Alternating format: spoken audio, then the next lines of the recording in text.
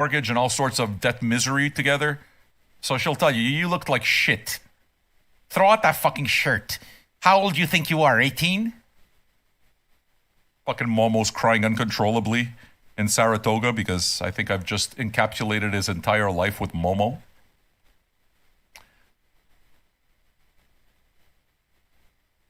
Okay, so that 1992 shirt, what's it called? The lineup I'm talking about is not 93, 94, it's 92? Yeah, possible. 94 may have been the Tribe Called Quest, Smashing Pumpkins, Beastie Boys tour. I saw that one too.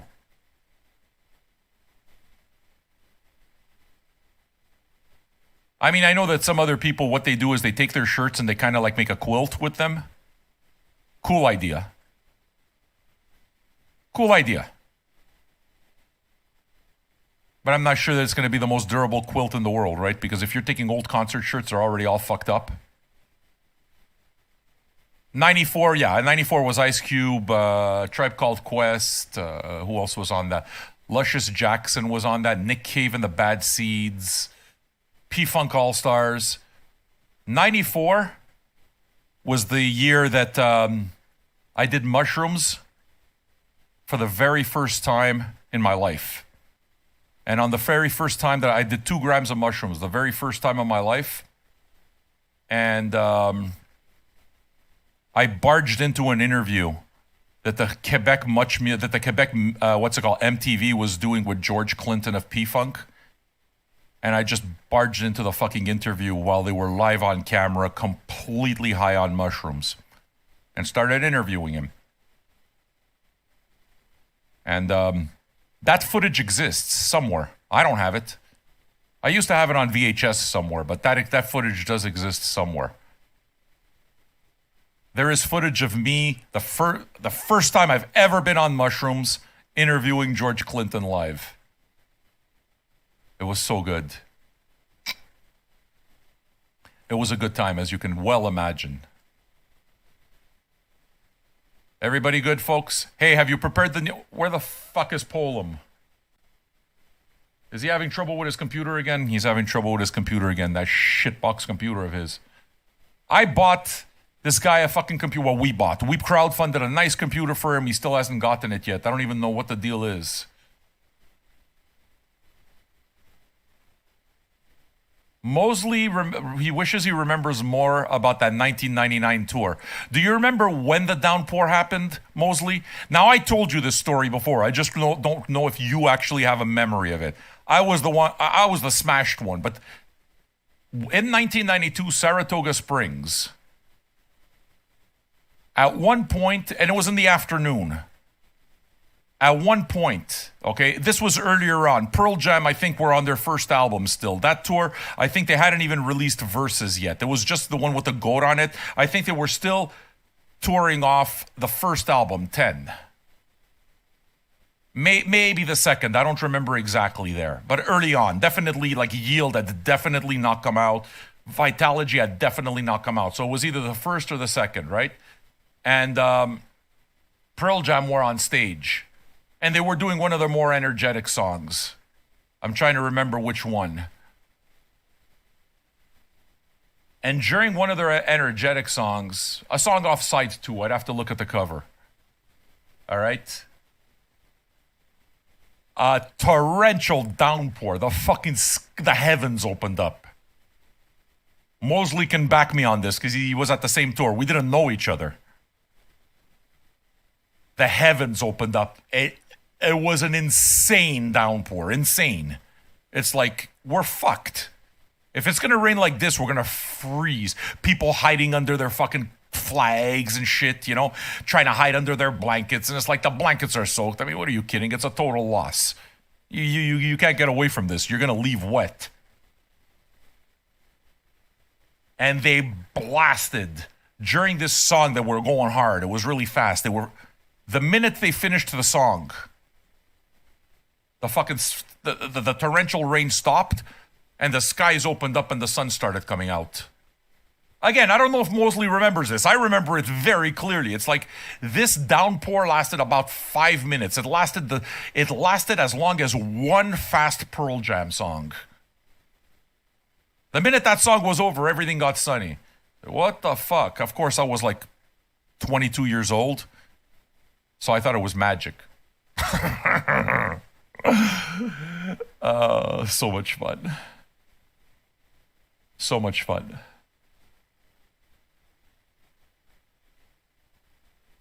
Guys, I love talking about music. I love talking about music with you. Everybody in such a good mood. The whole house smells like aftershave. I mean, how can we go wrong here? Right?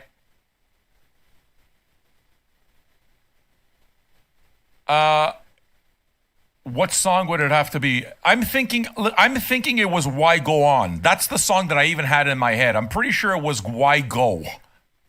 It was Why Go that like the rain just destroyed us. Menoza says his apartment smells like white sage. Fuck, maybe I should sage this house. I love sage. Nicholas Zeisman recognizes the shirt. JJ Doom, yeah, baby. I got this shirt maybe 10 years ago and it just doesn't fit no more. It never fit. Now I'm still fat, but I'm less fat. So it fits now. And that's one of my favorite things. The worst thing about losing weight and all of this stuff, I mean, I'm 51, so I gotta lose it or die, you know? So, I mean, I can continue doing exactly what I was doing before and enjoy my life, but enjoy it for a lot shorter period of time. But almost everything is a torture. You know, you gotta watch the food and all the rest of this. The exercise hurts, but the exercise you get used to, though. I like exercise. But, the best part about it, though, the best part for me, well, Sam, the best part should be that you're healthier. It's like, fuck you, healthier. How is that? How is that a reward? Oh, I'm healthier. Thank God I'm not eating pizza anymore. Thank God I'm not eating burgers. I mean, what are you kidding me? How is that a good thing? I like eating burgers and pizza. Oh, thank God. No fucking thank God. A heroin addict doesn't quit heroin because he doesn't like it. It's because he doesn't want to die. If heroin didn't kill you, I'd be a heroin addict. Do you understand what I'm saying? So not thank God. Bullshit. Oh, I love being healthy. Yeah, you like being healthy. There's nothing I love more than waking up in the morning and making myself a fucking alfalfa milkshake. A bean sprout milkshake. That's what I like. Get me a fucking bowl of Captain Crunch. So I don't buy these people. Oh, it's a way of life. I love it. Yeah, you love it. Listen to me. Cheeseburgers are delicious. But the good thing about losing weight, concert shirts. All the old shirts, you can wear that shit again. I love that. See, Whiff says he has whatever he wants 2 times a week. Work on Monday through Friday. Avoiding stuff completely isn't it at all. No, dude, I know. I'm still trying to find the right balance between being able to enjoy something.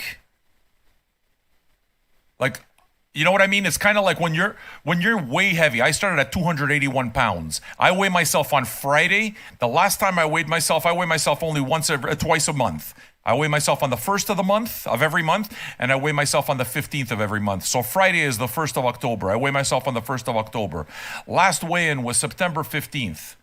I started this whole fucking thing at 281 pounds. That's the heaviest I've ever been in my life. And I'm 200. When I weighed myself 2 weeks ago, I was 257 pounds. So now I'm curious, how much have I lost in the last 2 weeks? From how far down from 257? In my own head, I really wish I'm below 250, just so I could say psychologically, I'm never going to weigh 250 pounds again, ever. You know? But I'm okay if it doesn't happen. Look, it takes the time that it takes. That's it. You know? But I know that all of this stuff is a matter of up here. You have to have some discipline. You have to. You know? And when you're disciplined, as you get older, when your discipline becomes motivated, not by the fact, oh, I'm not going to look good, because I never really gave a fuck too much about that. Fuck you. It's like, I'm going to look the way I'm going to look. You know? I like food. That's why I look like I like food, because I do. You know?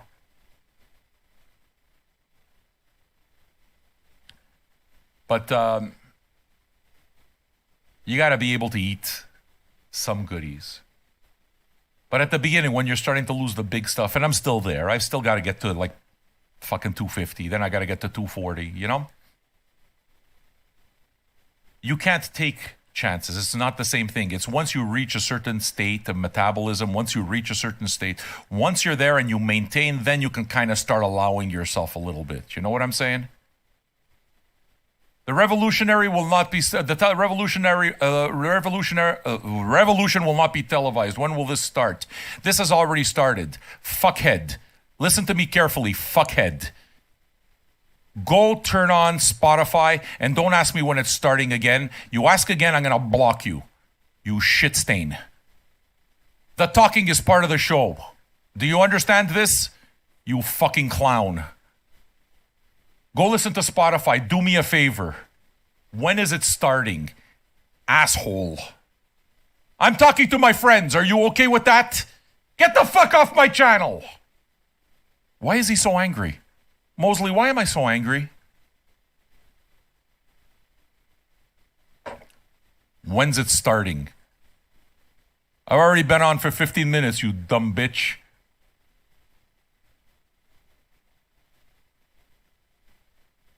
Well, they do troll me. But the thing is number one, I can kind of spot a troll. And number two, I always have the option of engaging that troll or not. I engage the troll when I think it's entertaining. And Trouty's right. All of my aggression is because I haven't had a fucking burger in way too long. Jesus Christ. You know what's the most disgusting part? Can I tell you? You know what's really disgusting? Like really disgusting. You know what my late night cravings are? It's gross. You would think, right? If you're gonna fucking watch what you do. Yeah, those ribs were delicious, right? Please tell me you liked those ribs, right?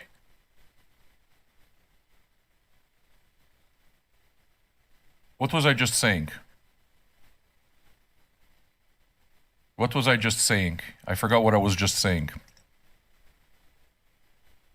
You know what my cravings are at night? Late night cravings, like after I finish the shows. It's really gross, though. I fucking miss McDonald's double cheeseburgers. It's basically salt between two buns. And I miss Domino's pizza. Now, you guys can pretty much say, dude, you're disgusting. And I agree with you. Domino's pizza is fucking repulsive.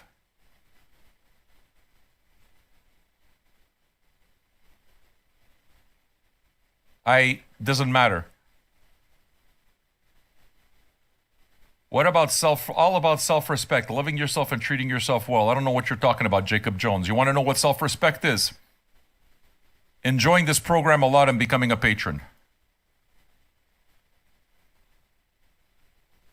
Look at all these fucking gay guys. Everybody loves the red bear. I'm the red bear.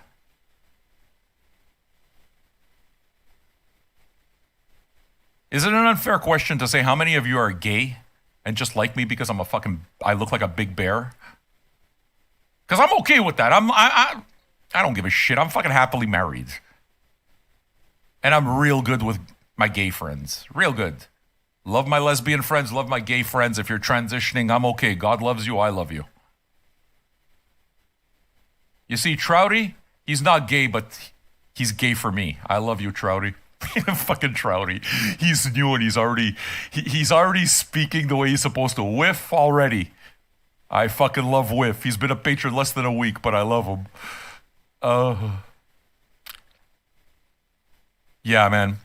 It's kind of really disgusting. It's disgusting. When at 1 o'clock in the morning you're fucking suffering and you know you can't eat at night. It's not good. It's not good. And all you want to do is get in your car and go to McDonald's drive-thru. I got a McDonald's drive-thru, less than a 5-minute drive. It's literally just up the fucking street. I can get into the drive-thru. You know what I used to fucking eat? This was my regular thing. Gazebo's only gay for me too. Love you, Gazebo. I'm only gay for Sam. Vinyl Junkies, I'm only gay for Sam. What I used to crush, and it's disgusting, I'm telling you, it's fucking disgusting. I used to eat like an animal. I used to go to McDonald's like midnight, 1 o'clock. I used to crush 4 double cheeseburgers and a large fry and a large Coke. And sometimes in there I'd throw in like fucking 6 McNuggets. Really aggressive weight loss is 2.5 pounds a week. Oh yeah, well then I'm really aggressive weight loss. That's me.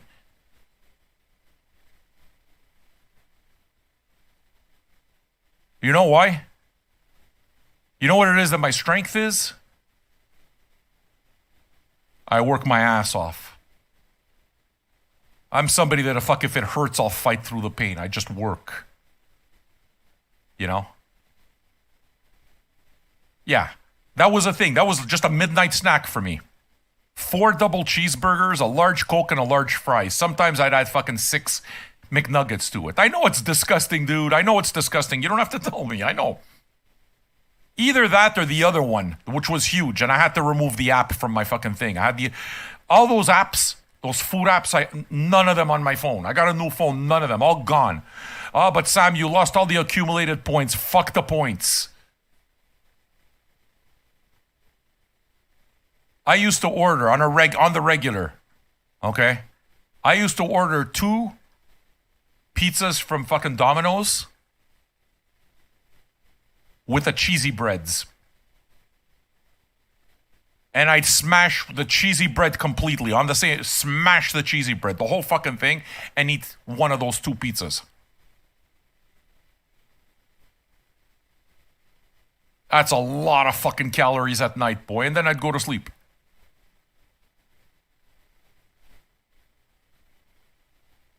Dude, you can relate to the McDoubles, eh? It's fucking basically call them just McSalt burgers. It's all salt. It's all salt.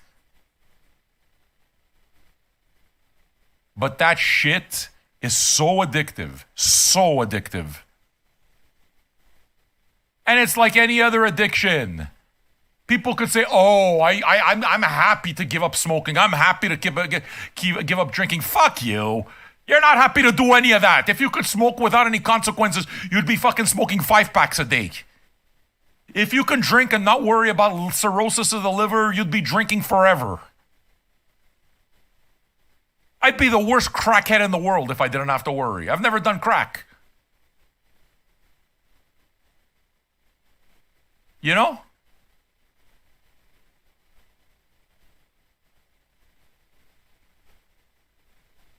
Yeah, sugar's the biggest addiction of all. You're not wrong. Sugar, I don't touch that shit anymore. I try as much as possible absolutely not to touch sugar, because sugar is, in my lifetime, the worst addiction I've ever suffered. Ever, ever, ever. Sugar is an insane addiction.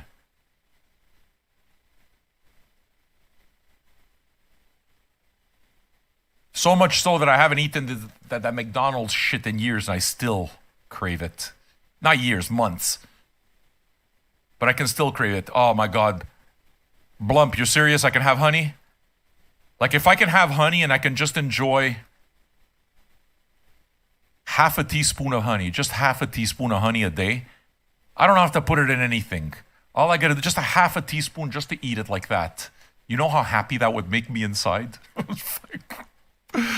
Oh, I fucking love honey. Blumpy comes to my house. Spent last weekend. He brings over a big mason jar full of homemade honey. I mean, yeah, it's just the artisanal shit. You know, people who have bee farms, they make the artisanal shit. Oh my God. Oh my God. I looked at that thing. I didn't do it in front of him, but I fucking nearly cried when he brought it. I was like, oh, I can't fucking eat it. Mosley, you're the one who made the honey. Eh, porco dio. Dude, that honey. You have no idea how badly I want to smash that jar of honey. Badly. Oh. I'll still eat fruit. Fruit's okay. You know? Can I tell you another good thing about losing weight other than the concert shirts? The drugs are better. The less you wait, the harder you get hit by the drugs. I fucking love the drugs.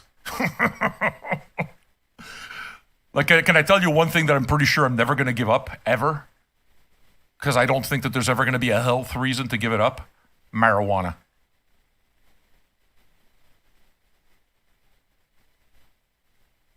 Orange bears do love honey. You're such an asshole. I don't see myself ever giving up marijuana. Because marijuana is not bad for you. You know how many people in the world, you know how many documented cases of death by marijuana exist in this world? 0. 0! You don't die of marijuana. You just think you're dying. Ask Blumpkin, he knows.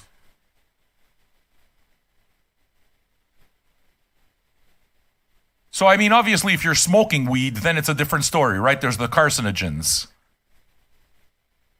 There's the carcinogens that'll fuck you up, but it's the smoking that'll fuck you up. It's not the actual marijuana. So what I do is I vape everything now. I love it. I don't see myself ever giving up the mushrooms. The mushrooms make me happy. And you guys are telling me, that's it. Tommy Chong's 83. Willie Nelson is 88. Listen to me. If I make it to 80 years old, I've had a good life.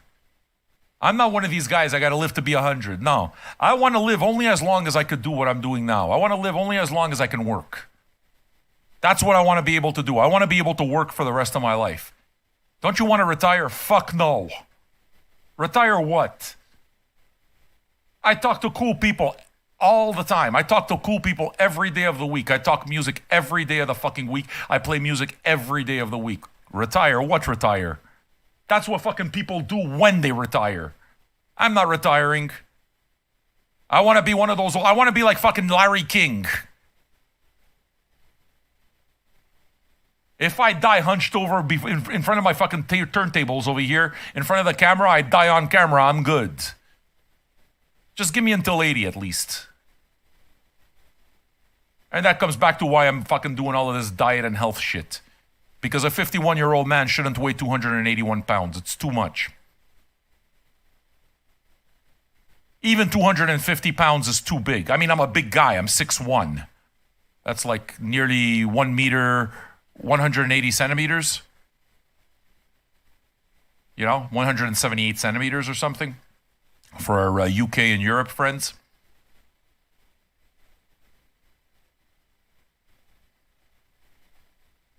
See, Verdian talks about Norm MacDonald. He worked his entire life. That's what I want. That's what I want. I want to work my entire life. I want to be like Larry King. As long as I don't lose my marbles. I don't want to fucking lose my marbles where people feel sorry for me. Like, this guy, he's finished. I don't want that. Once you start seeing me drool everywhere, and I need people to clean up my file, I gotta wear a bib. Once that happens, you know what happens? You can fucking take me out of the barn in the back over there. You fucking put a bullet in my head, send me to the glue factory. Sorry. So 6'1" is 185 centimeters? Thank you. So that's what I am. I'm 6'1". So 185 centimeters. I'd have to look at my driver's license. It's about that, you know? You've missed all of us talking, Let. That's what you've missed. That's a big miss. Now listen to me. All of you. There's a lot of new names here. Welcome. How many new people here? I'm seeing a lot of new names. Zendaya Dennison. I don't know you, Zendaya. Who the fuck are you? Who are you? These new people. Iridescence. Who are you?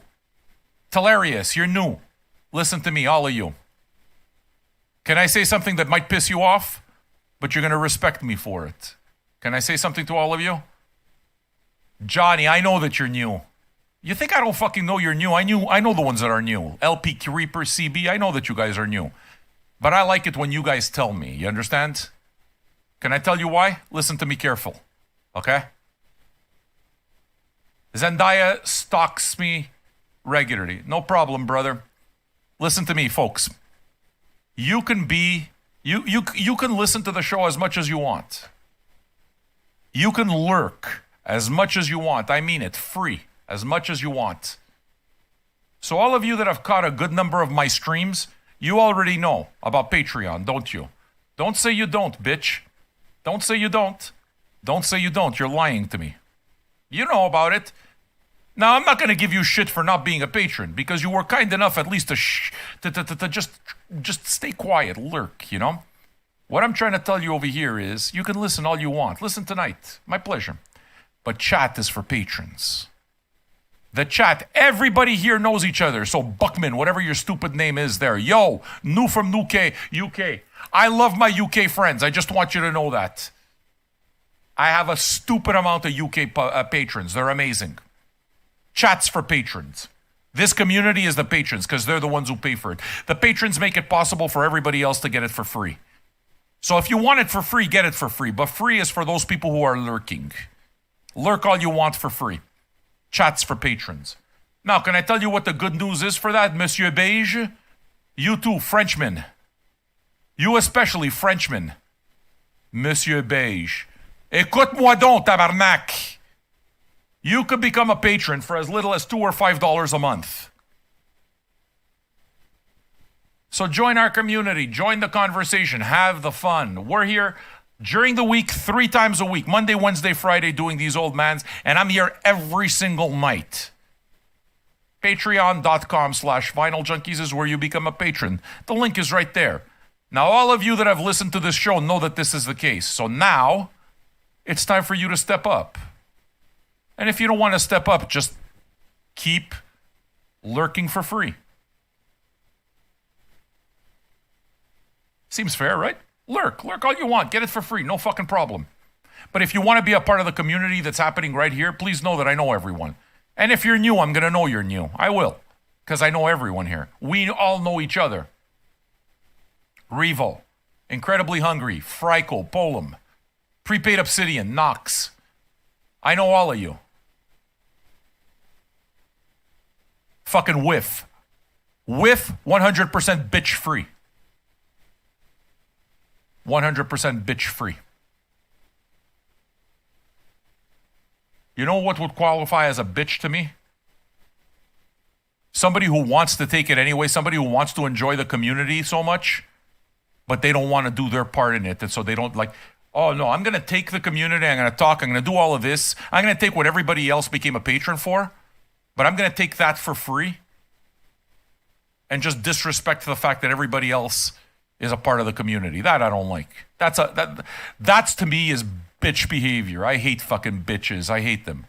So what I'm telling you is straight. Enjoy the show for free as much as you want. Lurk. On the other hand, this bitch here has bills to pay just like you have bills to pay. Just the same thing.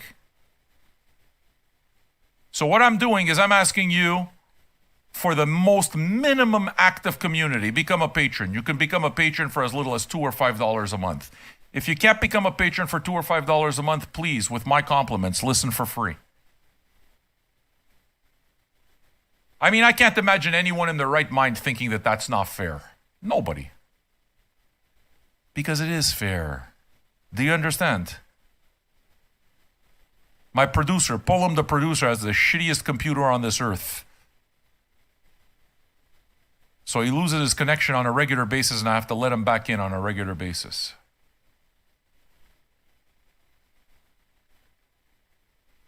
Patrons, by the way, I also want you to know that all of you, thank you, Prongle, I appreciate you. You helped us get there, Prongle. Don't worry, I recognize you. I know that you're a patron. Chicharrons, you're at work, right? You're not home. Chicharrons. Patron number 6. I know it's fair. Tylarius, that's why it is that you're going to become a patron. I know you. Camouflaged Ghost, also a patron. Most streamers at this size literally charge to even give a response to chat. Yeah, $2 for a full patron is nothing. Dude, I know that. It's absolutely zero. It's not a lot of money. It's the act. Because I'm not doing it for money. I'm doing it for the active community. That's why. Because I'm one of those hippies who believes that people do what they can afford. And you know what? It's proven to be right. Because only the people that understand community are part of it. Right? Number 1. Number 2, people who try to get around it, I don't let them. I block them. I can spot the liars. I'm good at it. I've been in cells my whole life. I can spot liars from a mile away. I know garbage. I know what it's like. You understand?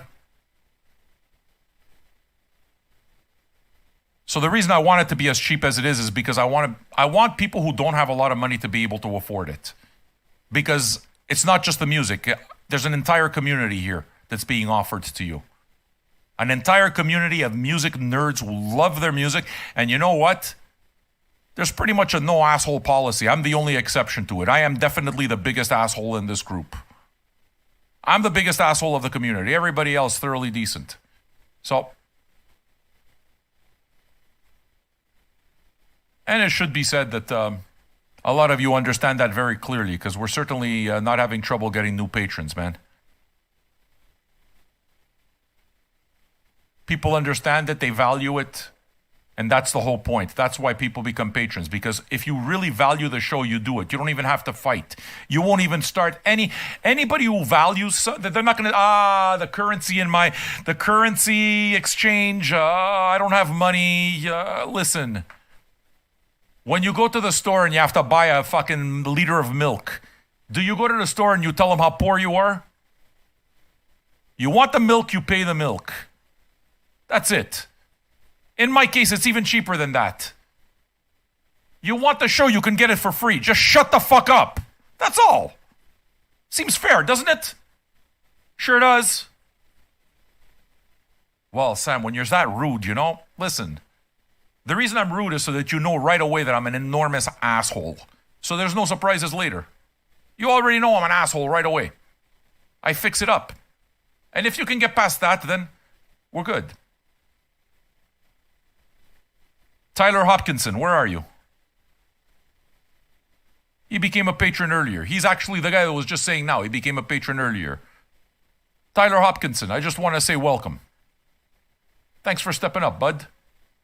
You are patron 912, and remember your number. Remember your number, buddy. Tylarius. Do me a favor, Tylarius. Just go back to Patreon and change your name to Tylarius77 so that they're the same on both sides and I know who you are. You know what I'm saying? So yeah, I mean, if I have to accept everybody who tells me that they can't afford $2 a month for whatever reason, you pack up your things and you close the door. Because the minute it is that you say okay to one guy, every fucking deadbeat and his mother is gonna come in ready.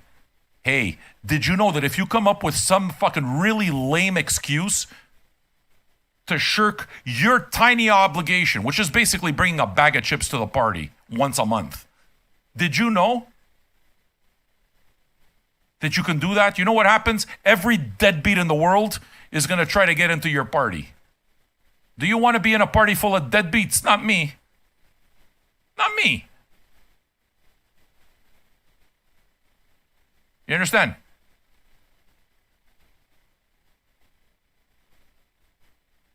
Dude. Yeah, I gave my last $2 to the fucking orphanage. Exactly, these people. Nelson. Nelson. Nelson. Nelson.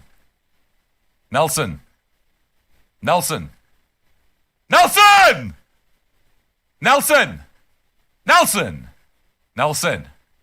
Nelson! Nelson! Nelson! Nelson! Nelson! Nelson! Nelson. Nelson. Nelson. Nelson. Nelson. Nelson. Nelson. Nelson. Nelson. Nelson. Nelson. Nelson. Nelson. I saw your CPAP machine.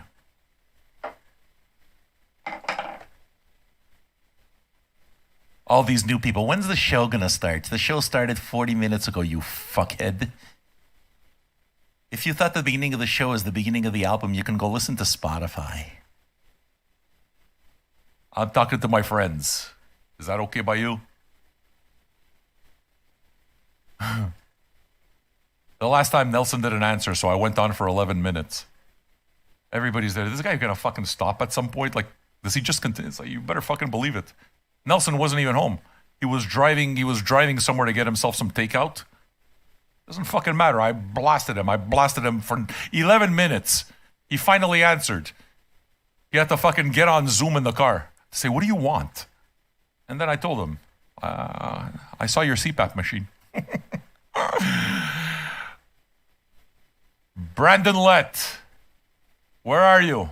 I want everybody to know here that Brandon Lett is 100% bitch free. Patron number 913. Look at you, Brandon. Look at the big brain on Brandon. You enjoying yourself, even though I haven't played the music yet?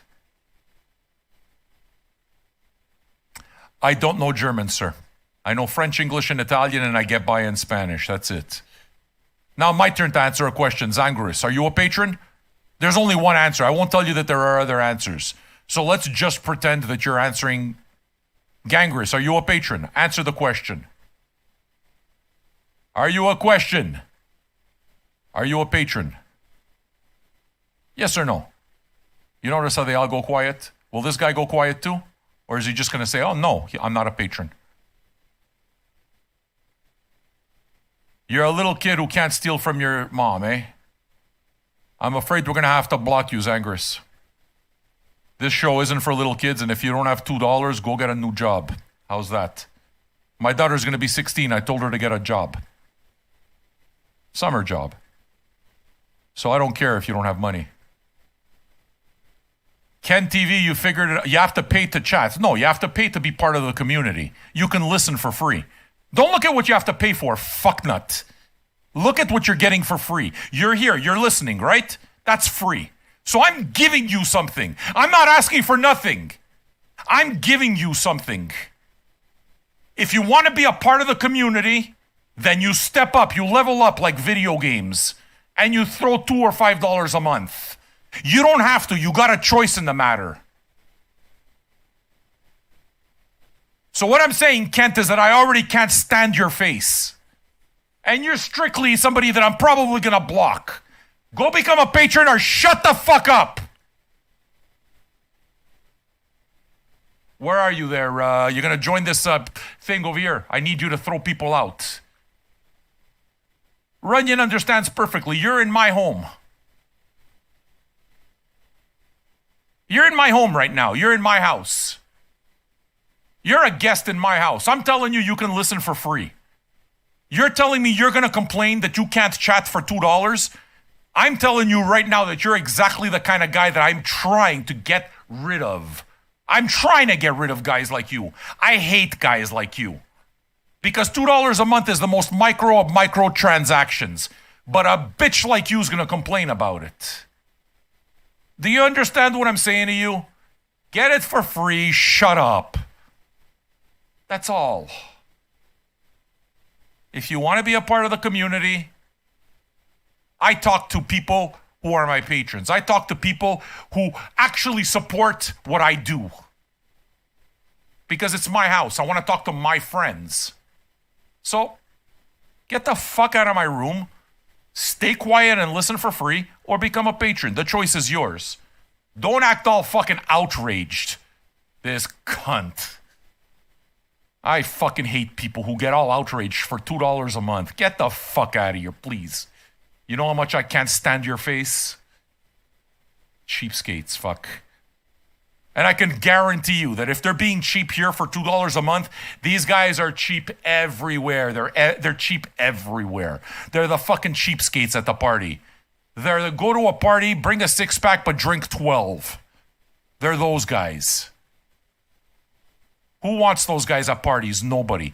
Even those guys hate people that are like them. So why should I fucking have patience for them? I don't have patience for these people. Get the fuck out of my room, please. Get out of here. Wait a second. You mean I gotta pay to talk to you? No, you just gotta shut the fuck up. Keep your $2, you fucking skinflint. If I gotta deal with you, I gotta throw you out. Are you gonna join this fucking thing or not? I'm waiting for you over here, Polam. You gotta start blocking people. My producer fucking takes too much drugs.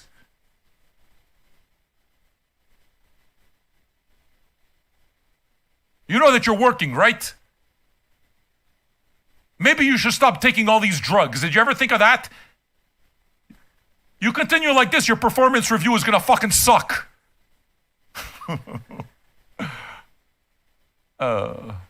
they're skinflints. Dude, anybody that fucking argues with you for $2 is a shit stain. That's all I gotta say to you.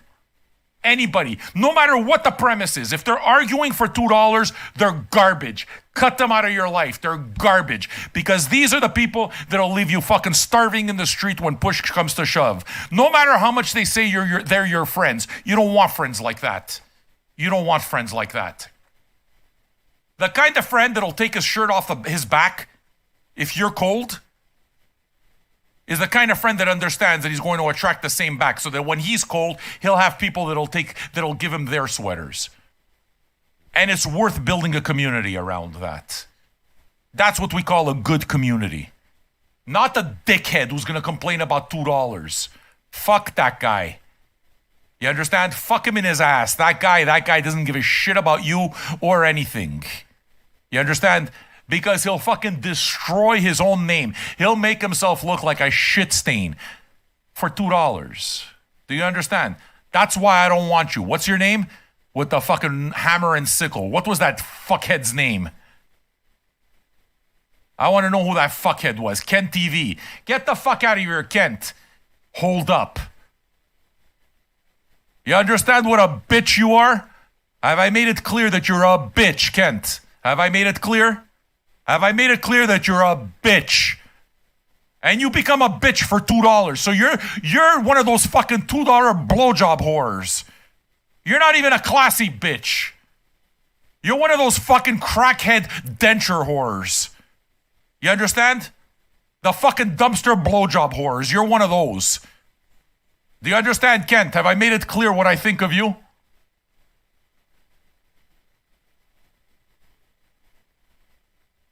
I made it clear what I think of you, Kent. You're a fucking blowjob whore. You understand? You're a dumpster blowjob whore. If you're complaining about $2. Get the fuck out of my sight, Kent. Fucking Kent. Owen Braid, go fuck yourself. Are you a patron?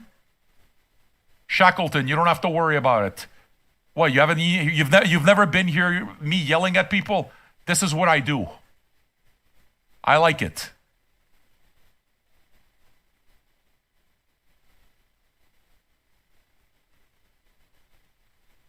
So what I'm saying is become a patron.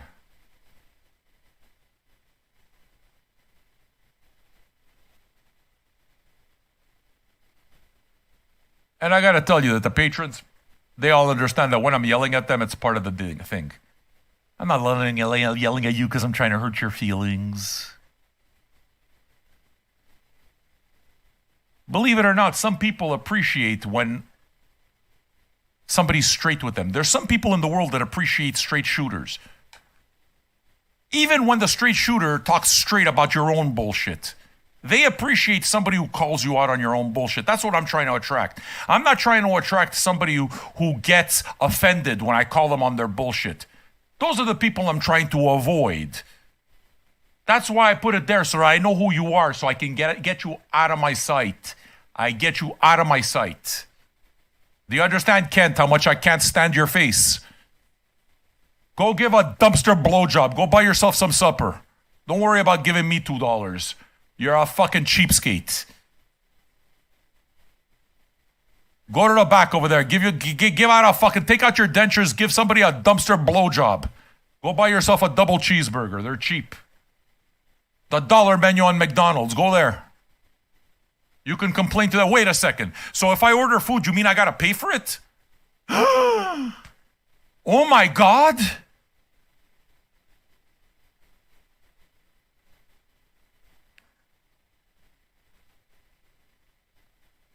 I love new people that hear this. I want new people to hear this. Because there's going to be two of the new people. There's going to be two types of new people that hear this. They're going to be the type who are going to be offended. You know why? Because they act like I owe them something. Let me give you an example. Phil Jackson. Wow, I only tune in like every couple of months and I was really looking forward to watching you enjoy the Little Simz, but this is some lame negative shit. Phil Jackson, fuck you! Fuck you! Fuck you, Phil Jackson! What's lame? How many of people love it? Nobody gives a shit about you, Phil Jackson. Nobody gives a shit about you. They're all waiting for you to come in so that I can fucking hammer them. Get the fuck out of my sight, Phil Jackson. I wish fantasies were reality.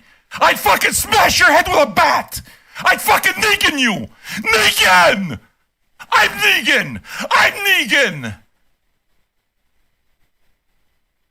Wow. Wow. In my best fucking voice, let's see if I can make my ass clench. Let's see if I can make my ass clench. Wow.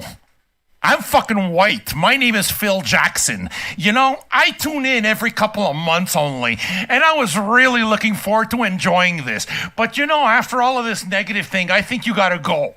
I wish I could fucking pull my pants even further up my ass.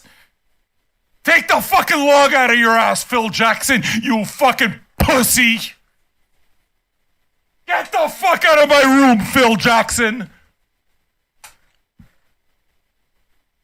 You fucking bitch! Never come to my channel again! Never come to my channel again, you and that fucking branch up your ass! Get the fuck out of my page! And can I tell you something? If Little Simz herself was here listening to this and she was offended, I wouldn't give a fuck about her either. I bought the record, I'm gonna do it my way.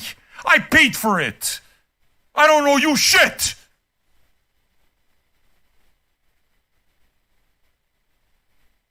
Do you understand? Buying the record and doing my own show and spending the resources to do this means I get to do it how I want. And you're a guest. And you don't get to be like a cunt like Phil Jackson. You know, I come to your house only every couple of months, and I was really looking forward to coming to your house. But after you speak exactly the way you want to speak in your own house, you know I'm offended, so I'm gonna leave. Who the fuck told you to come into my house to begin with? Get out of my house! You fucking idiot! He's gonna come into my house and fucking complain about the curtains. Get out of here! How much I hate these fucking people. These entitled bitches. Get the fuck out of my room, Phil Jackson. Get the fuck out of my room. For $2 fucking. You see how he is? For two, get the fuck out of here.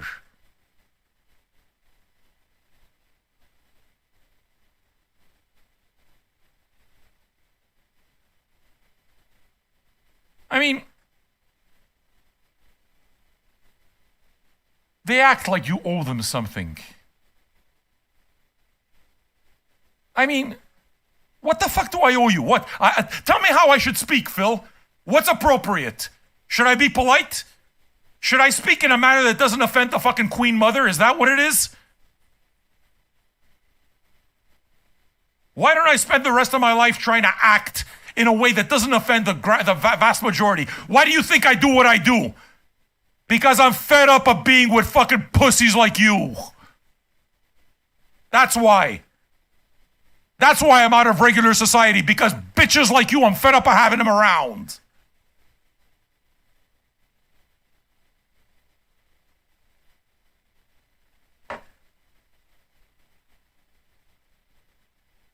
I act like we should owe you the $2.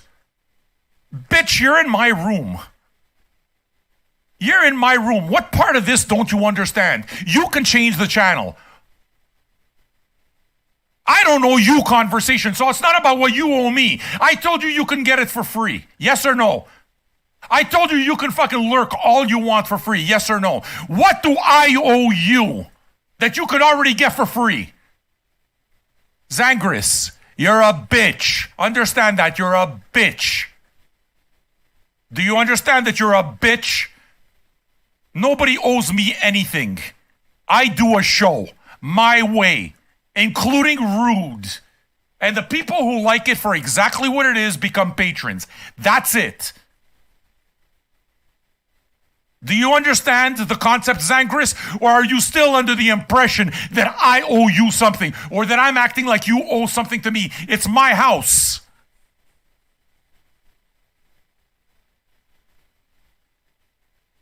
This is a self-policed community. We don't want people who are not patrons. I'm not begging, I'm working, I'm hustling. This is my full-time job. What do you call your job? Do you have a job? Do you beg your boss for a paycheck? Or do you just work for it? Which one is it, Zangris? Another cockhead begging. I guess you just get money out of nowhere, right? You go to work out of the goodness of your heart? Can you do me a favor? Get rid of this guy. I don't even want him as a patron. Zangris. Beggars can't be choosers. I'm not begging and I'm a chooser. Imagine that. I choose everybody in this community. Just like I chose to block you. So guess what? You're not that fucking smart, are you? Because I'm not a beggar, I'm a worker.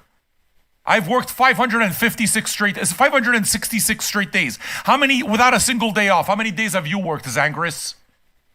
Do you understand when people make bitches of themselves for $2? Do you understand? You must give me free drinks immediately. Do you understand? The patrons don't want non-patrons here either. So go fuck yourself, Zangris. Do you understand what that means? Go fuck yourself. Nobody owes me anything. I make it clear. This is what it is. You can get it for free, or you can become a patron and be part of the conversation. If you don't want to be part of the conversation, you can shut up. You don't get to take both. So you're the one who has expectations, not me. I expect nothing. I'm okay with you listening for free. I am. Stupid people, fuck. There are no free drinks. And if you're trying to rip me a new asshole, you're making a big mistake.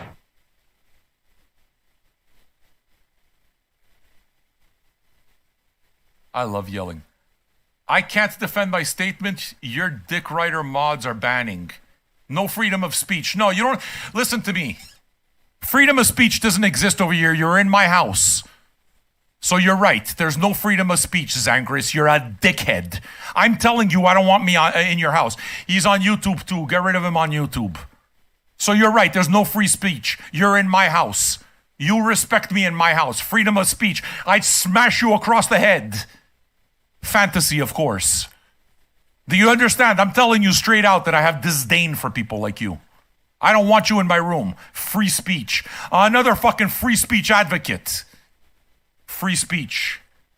You're in my house. I'm not in yours. Change the channel. Free speech. You fucking dickhead. I can't stand these people. And what I love the most is the more that I say it, the more the patron number just goes up. Because what it does is it fucking turns off the people who are supposed to be turned off. And if they're turned off, they're right. I'm telling you, they're right. If they're turned off and offended by this, they're right. Fair game. But that's why it is that I do it. But these fucking clowns who come in and argue First Amendment, they argue free speech, but they're in your room. I have the freedom to throw you out, yes or no?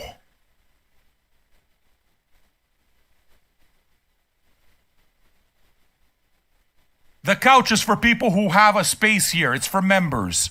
You don't get to not be a member and have free speech. Members only. Save your free speech argument for fucking Mitch McConnell, you fucking Republican prick. Exactly. I've been here for all of 5 minutes, but let me tell you how you should change your community. Signed, a guy who's not a patron. A guy who's got zero skin in the game. You notice all these freaking free speech guys? They use free speech as an argument for every bullshit in their life. Do you notice that? It's not free speech, dude. You're just looking for a free pass. Fuck you. Not in my house. Feel free to fuck off. Use your freedom and get the fuck out of here. Go hang out with your other stupid friends. Go catch a Kid Rock concert. Please don't wear a mask. Pick up a girl. Make out with her. Please, I beg you. Make out with everybody. Have an orgy on the Kid Rock show. Can't wait for all of you to die. Stupid people. I'm actually serious. You guys might not believe me, but I'm serious about this. If Little Simz was here and was offended by this, I'd say, well, it's not your fucking problem. I bought my record. I'm going to do this my way. You don't have to like it. Just like I don't have to like your record. I'm going to play it and I'm going to enjoy my record my way. My way is to spend time with my friends. And this is what we're doing. My friends love it when I yell. They laugh. They laugh. And $2 a month is almost free. I wonder if these free speech people ever dissect that part. Like literally. I'd rather act like an asshole and talk about free speech than do the most minimal act of community because I'm here. I mean, what, you respect these people? I don't respect these people. I got no respect. Fuck them. She'd love me? Oh, she's got the same attitude as me. Well, look, dude.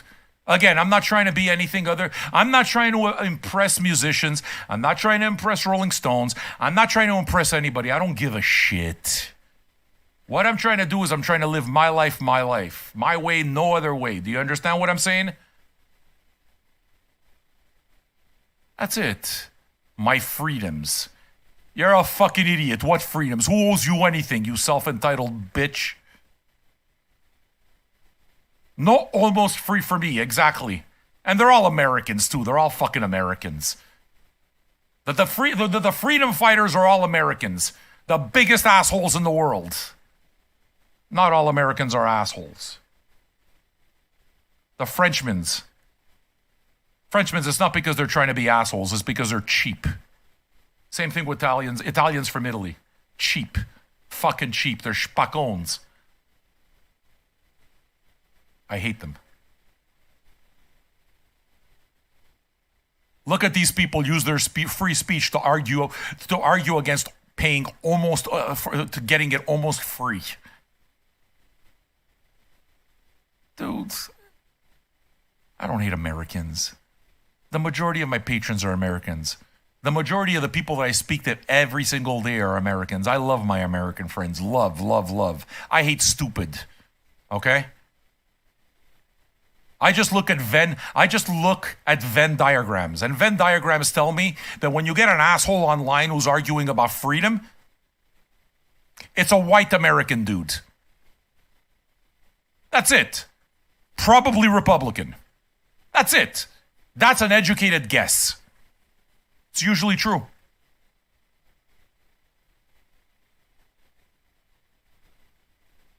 So,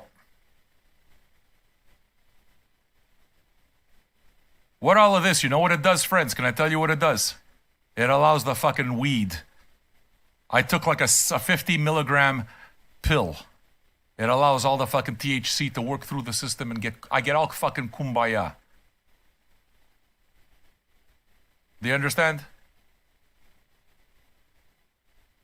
Anybody who needs an explanation for $2 a month, you need to get the fuck out of here. You have the right to change channel. Use your rights and freedoms like that. Yeah, it's funny. Flying Spaghetti says 50 milligrams would put you in the hospital. Yeah, dude, I know. Fucking Blumpy had 20 milligrams. He was out for over 24 hours. My wife had 20 milligrams. She thought she was going to die and wanted me to call an ambulance. What it is that I've discovered, I learned like permanently. If you don't know, if you're not a regular pot smoker, if you're not somebody who's used to it, I am never fucking giving you an edible again. I am not sharing my weed with anybody again, unless you already smoke weed. Because I don't want to have to deal with watching you fucking puke, get sick. I just realized that my tolerance is a certain level. And, I'm just going to say from now on, look, this isn't for you. Blumpy, I'm sorry that I had to learn from you. But you taught me the final lesson.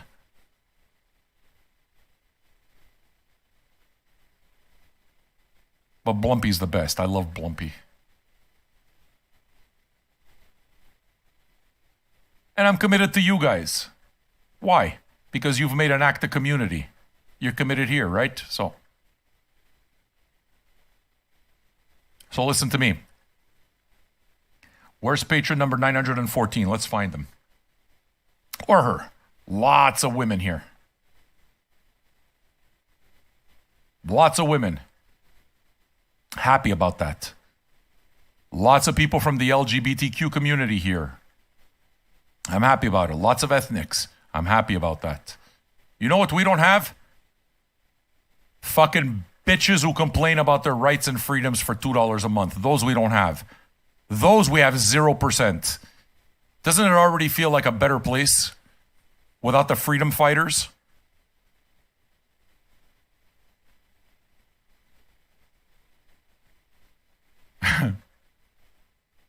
Gonzo Gons, are you a patron? Step up, man. I've made myself clear. And hopefully entertained you in the meanwhile. That is the intent. I mean, I can yell about anything. I like yelling. It makes me feel good. You all know I'm putting part of it on. Do we have any little people? I wish we had little people. Little people would be completely welcome here. Amputees? Well, we got a lot of fucking lobotomized patrons. Like tons of lobotomized patrons. But when you take the amount of lobotomized patrons we have and we compare it to the average, the general average of the world, we got less lobotomies happening here than anywhere else. Do we have any deaf or mutes? I don't think so. Don't think so. 009, go become a patron. You've heard me talk. You know what the deal is. Where are all of you from? Look at that. Imagine, hey, rights and freedoms people. Have you noticed what happened during the entire time that I was telling you what a shit stain you are? You remember, during this entire time that I've broke down exactly why I can't stand people like you, have you noticed what's happened? We got 225 patrons now. A bunch of people waiting here, enjoying the show. You see how it happened? So maybe it pays off to call you guys shit stains. Because you know why? Because the people over here who have to go to work every day and deal with assholes every day, asshole bosses, asshole co-workers, asshole relatives, they wish they could do like me. They wish they could just say what they thought. They wish. So what it is that I do is I let them be able to live vicariously through me. We're still warming up the plate, Devin. You missed some of it, man. I went off pretty good. Dirty Dan, you need to be a patron. You heard me. Are you going to become a patron or are you going to lurk for free? Which one? Choose. Freedom of choice. You got your freedom of choice. I'm giving you your choice. Are you going to lurk for free or are you going to become a patron for $2 or $5 a month? Use your freedom. That's the way it is. That's the way to speak American. Put the word freedom in there. That's how you'll make them understand. Imagine working at a boutique and dealing with an asshole customer, working at a bank and having to deal with an asshole customer.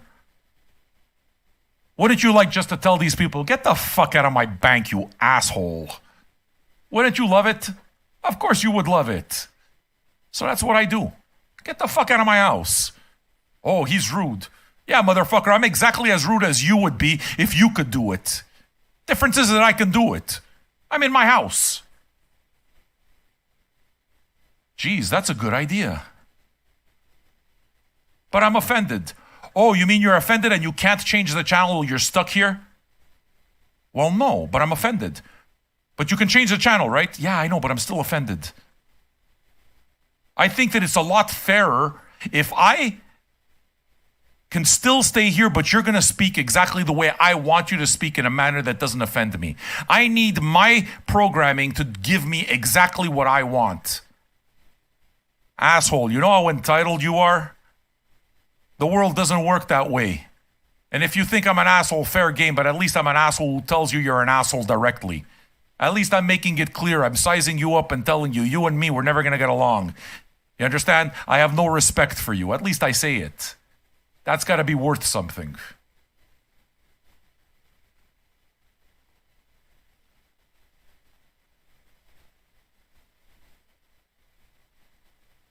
But we live in a world of dumb.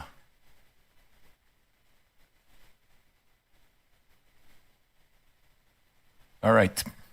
Where are you guys from? Give me countries. Don't give me, I know that like a stupid amount of you are from the States. A stupid amount of you are from Canada. A stupid amount of you are from the UK. Just give me countries. Where are you from? Yeah, I'm on fire, dude. I'm having a good time. I got my third coffee running through me. I got some weed going through me. I got my packs ready to go. And I'm looking really forward to the record. And the fact is that I love being around you guys. I do. So it's fun to do, right? German, go become a patron. You heard me. Because we will block people who are not patrons. We will.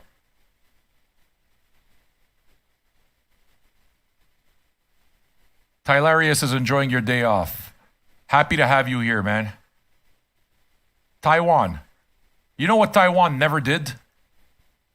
Never fucking complained about inflation. Never complained about anything, ever. This dude never complains about nothing.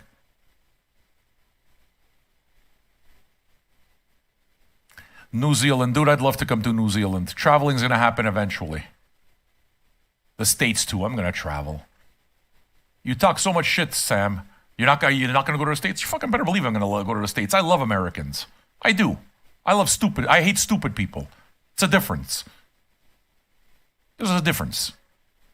So, when I hear people arguing about rights and freedoms and you're fucking white and male and middle-aged and you're arguing about rights and freedoms, or you're white and your father's one, fuck you. What do you fucking know, you entitled bitch? Have you ever fucking suffered in your life? Shut up. Buckwheat, are you a patron?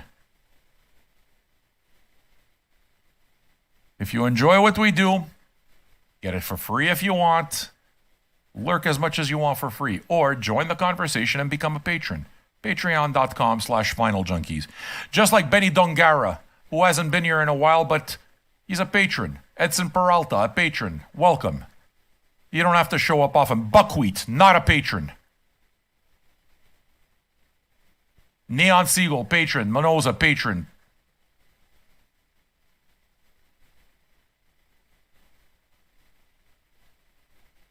Yeah. I was born on third base. So what I'm going to do is I'm going to talk about I'm going to talk about how hard it is to fucking hit singles. I was born on third base though. Shut up. Hitting a triple is not the same as being born on third base, son.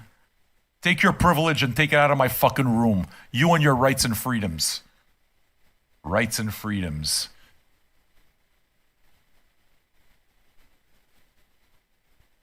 Freedom fighters. I fucking hate them.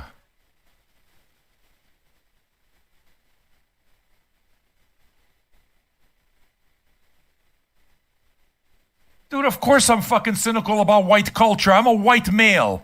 I see privilege all around me. I'm fucking humble. I try to stay at least. Of course I see it. I was born fucking poor. I started working at 12 years old. I don't say this like I wish I didn't have to. It made me who I am. It made me value work. And it made me not look down on people who don't have. I have a sense of empathy. Because I've had to work, because I've had to wonder about where my next meal comes from. That shit teaches you something. It teaches you empathy for others. You don't go around talking about your rights and freedoms. You realize that you're in a world with other people and the greater good matters. So, how am I not supposed to hate these people? I can't apologize for being a white male. I can't fucking do it. All I can do is I can behave in a manner that's accepting of everything. That's it. But you think I don't know how fucking white people act? I live in a fucking suburb. You think I don't know this? These fucking soccer moms. Let me speak to your manager. Those let me speak to your manager type. Get the fuck out of here. You're yelling at somebody who's making $12 an hour. You're not fucking ashamed of yourself? That's why I'm outraged. You understand? So, that's it. Look at T-Buck with the fucking Ben Folds. Are you rocking? Yeah, but my question is, are you rocking the suburbs just like Michael Jackson did? That's my question.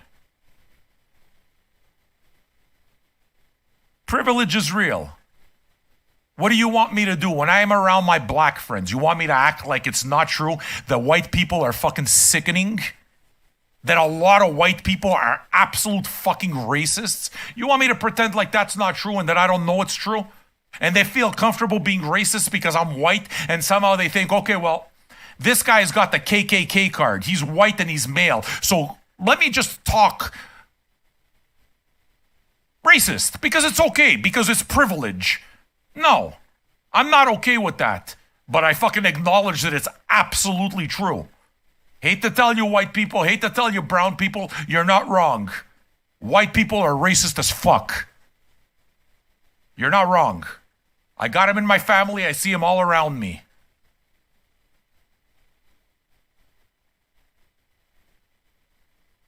You understand?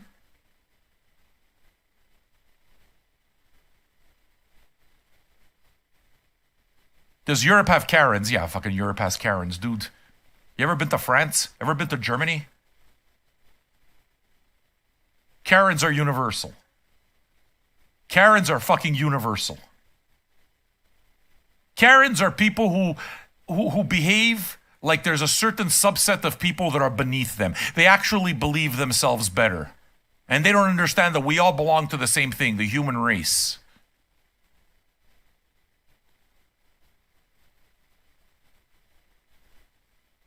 Karens are the ones that think just because they're born on third base, they have privileges immediately.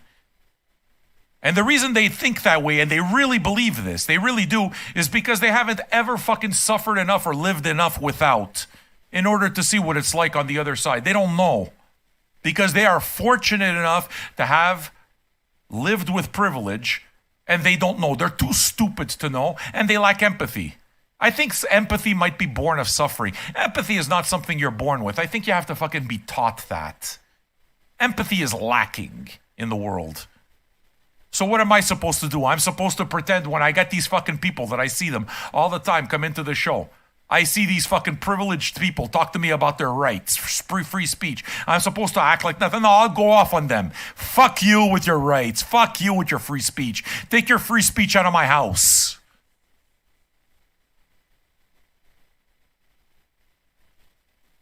This exists everywhere. It's exactly that. You know what Karens are? The caste system is Karens. It exists everywhere.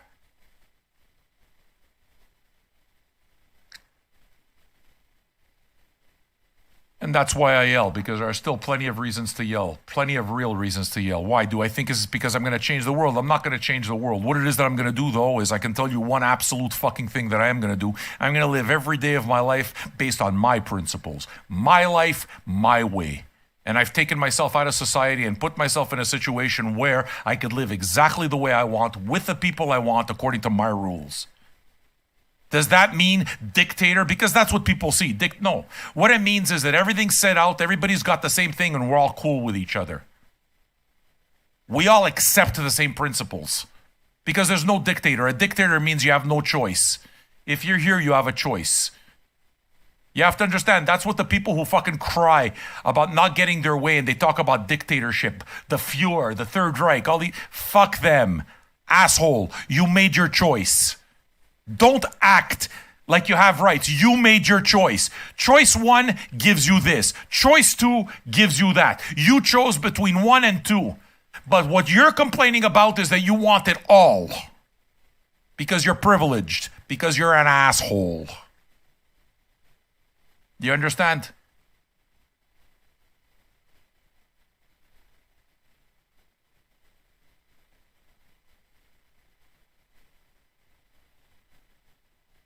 All right. I feel better, I must say. Feel pretty good.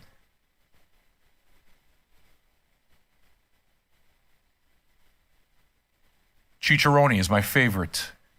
This guy, Portuguese, lives in California. You know how many fucking times he gets called a beaner because his skin's a little dark? You know how many times he has to deal with that?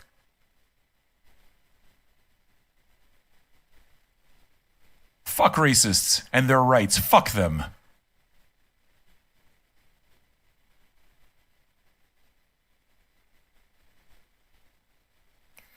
All right. I'm glad that you enjoy it, Edson.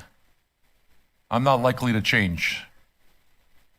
And that goes for those of you who are listening and don't like what I have to say. I'm not likely to change. I'm telling you, if you don't like me now, you won't like me. 009, are you going to become a patron? Yes or no? What we're going to do is we're just going to wait here until you answer the question. Are you going to become a patron? Yes or no? Because you've been here for a while, so you've heard it. So now it's a question of making a decision. Because what it is that you're doing is you've heard it, you've not become a patron, and you're still talking. So you're the kind of guy that either becomes a patron or you just don't give a fuck and you think that it doesn't apply to you. Which one's it going to be? Which one? We'll just wait around for 009 to become a patron.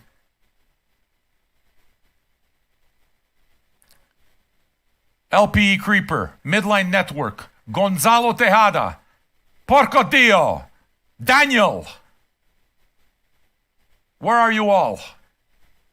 Hey, Rights and Freedoms guy. You notice what just happened? 913 patrons just became 917. How's that for your rights and freedoms? Did I have to beg or am I hustling? Have you ever cared about something so much that you've had to hustle? Bitch.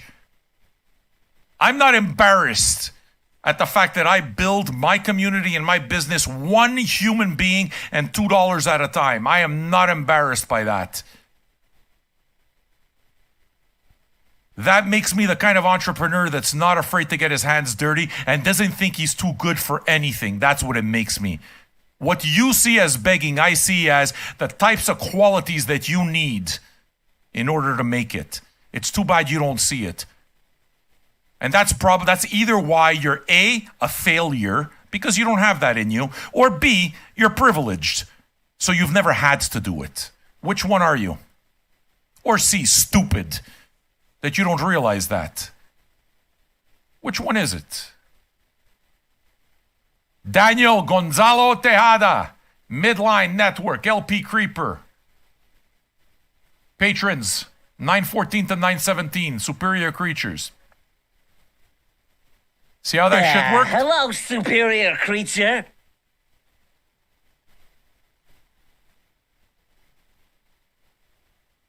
You see what I'm saying? Respect the hustle, buddy. I've worked 566 days. No matter what you say about me, understand something. You can't ever take that away from me. That's mine. I've worked nearly 2 straight years, and that's something you haven't done. You call that begging? Motherfucker, I built the fucking job of my lifetime. Hustling. Not thinking that I'm too good for anything. Hustling. For $2. What you're trying to shame me for, I'm proud of. Do you understand?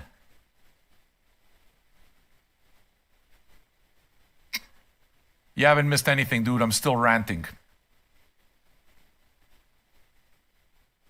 I'm still ranting, man. An hour and a half in, I'm ranting. You guys ready for this? Yeah, listen, no, I'm ready to play music. I just like having fun. Gustav Danielson convinced you to become a patron. Sir, only if it makes sense to you. Don't let me pressure you into becoming a patron, Danielson. I mean it with every shred of my being. All right? I mean it, Danielson. I'm telling you. If you don't have it or you're not feeling it, take it for free. Just respect the limits. That's all. Just respect. That's it. You can take it for free if you prefer taking it for free. But if you want to be a part of the community, then you take the same act that every part of the community did. And then you get the benefits of the community. That's the way it works.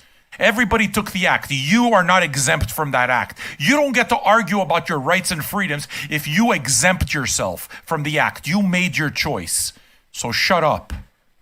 And accept what comes with that choice. What comes with that choice is that you can still get it for free. It's not like you can't, but nobody owes you a conversation. That's it.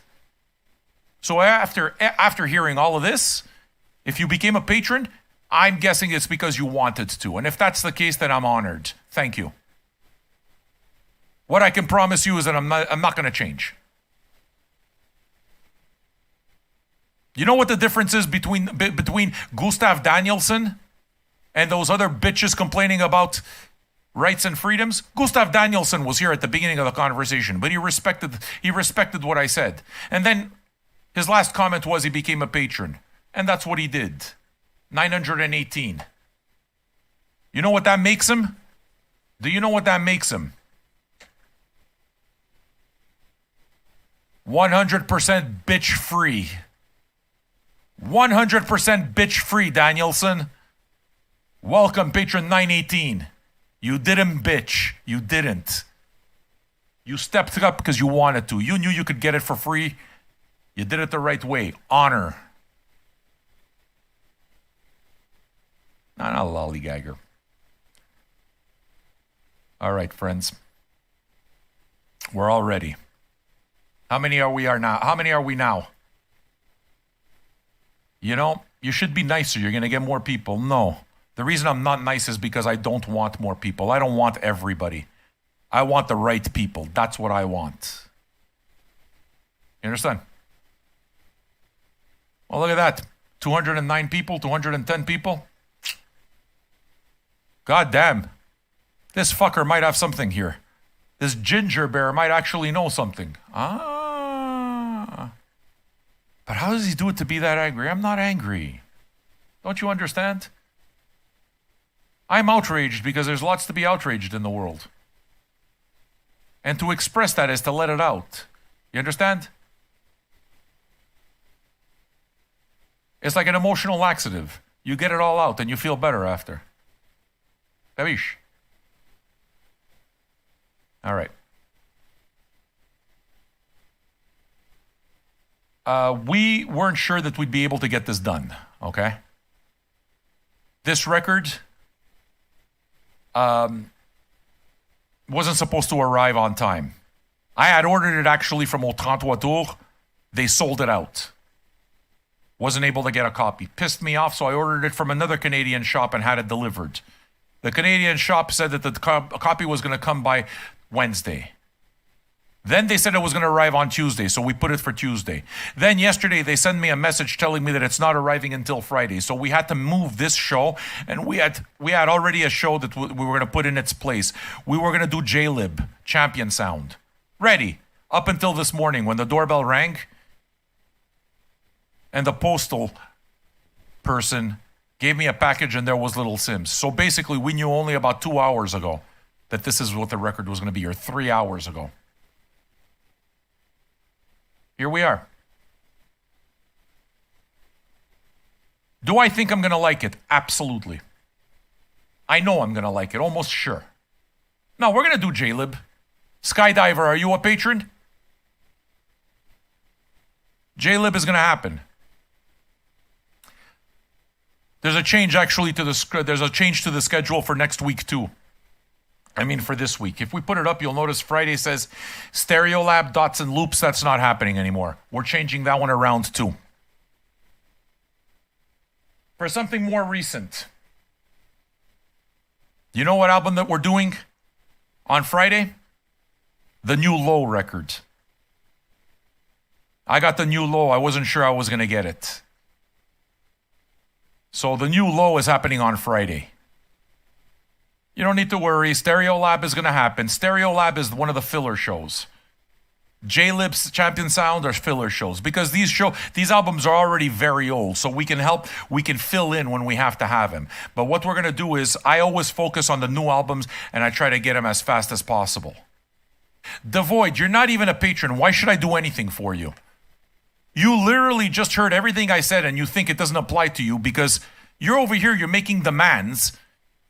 You've crossed the limit that I've set up 1,000,000 times, which explains why I need to say it 1,000,000 times, because dummies like you don't explain it. And on top of that, you're even asking for something. Do you understand how you're the problem here? So on Friday, the New Low. Does that mean we're not going to do Stereolab? No, we'll do Stereolab. Count on it. How do I choose the albums to listen to? I listen to almost anything, dude. I buy a lot of records. So if it's a new record and I want to listen to it, I listen to it. If it's stuff that I've never heard, I listen to it. So, yeah, I'm sure I'm going to like the Stereolab. How many of you already know this Little Simz record? How many of you are familiar with it? And how many of you do not know the record yet? Crinkly Rabbit, are you a patron? Gerster, are you a patron? These assholes. Do you realize? Am I exaggerating? Steve Mendes, not a patron. Zonged, not a patron. Videri hasn't heard it yet. Flying Spaghetti hasn't heard it yet. Patrons, obviously. P, not a patron. Oh, you're Gustav Danielson. You're a patron. Do me a say. Okay, I got you, Gustav. Thank you, by the way. Poseidon, you've heard it. Yeah, I know that you've heard it, Poseidon. Homecat loves the record. So we're half-half. Okay, Zong, so you're a patron, but I keep saying because I don't see you enough. Don't worry about it. I'm sure you're not taking it personally, right? Right. So here we have the premise for VJ Hive Mind. We're all together. We're all going to enjoy this together in community. It's not just the music. It's the fact that we have over 200 people hanging out together, 210 people together, listening in community.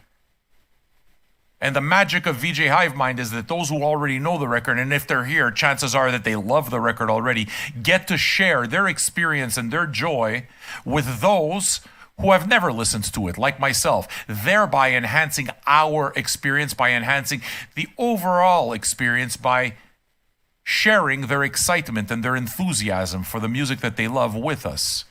It works. It absolutely works.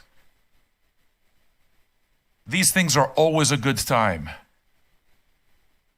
So, yeah, man, of course I'm looking forward to it. I can't wait to smoke on this, I'll tell you. Got to get myself some water, too. Drank all my beer. I drank all my coffee already.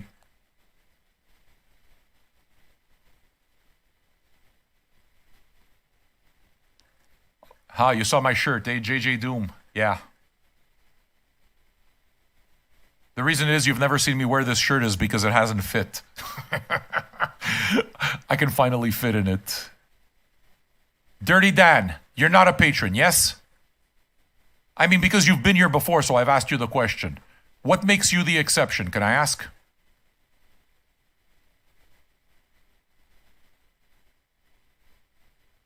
Block Dirty Dan, please. If he's a patron, then we can unblock him later. Just leave me, if I made a mistake, Dirty Dan, just leave me a private message on Patreon and I'll know it's you and we'll unblock you. But I know that you're not.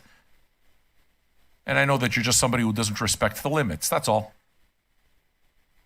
You think that you're the exception. I don't like guys like you. You don't like guys like you.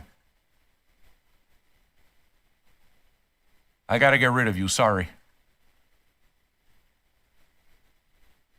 Dirty Dan, you're not commercially viable. You're a poor target market. You're not my target market. You'll need to excuse me, but I need to lose you.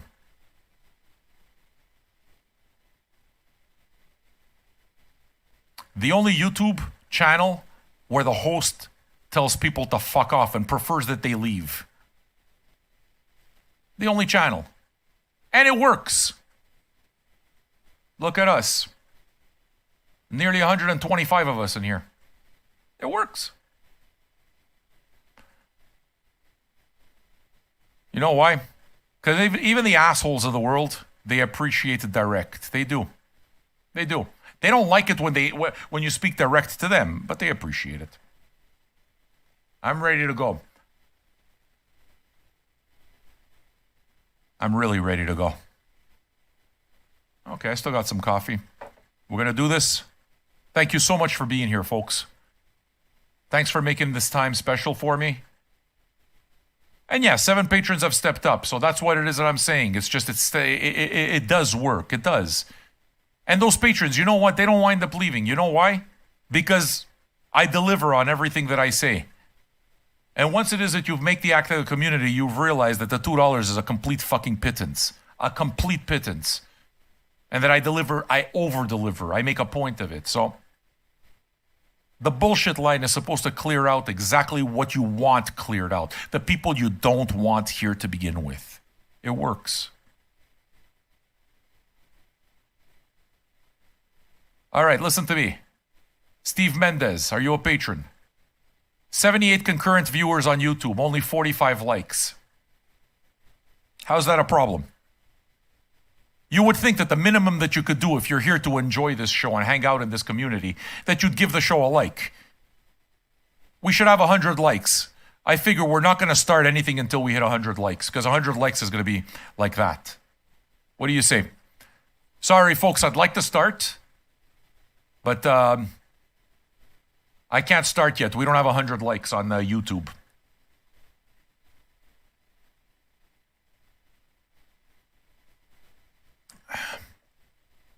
The ones that aren't liking the show here are exercising their right to just take everything and not do anything.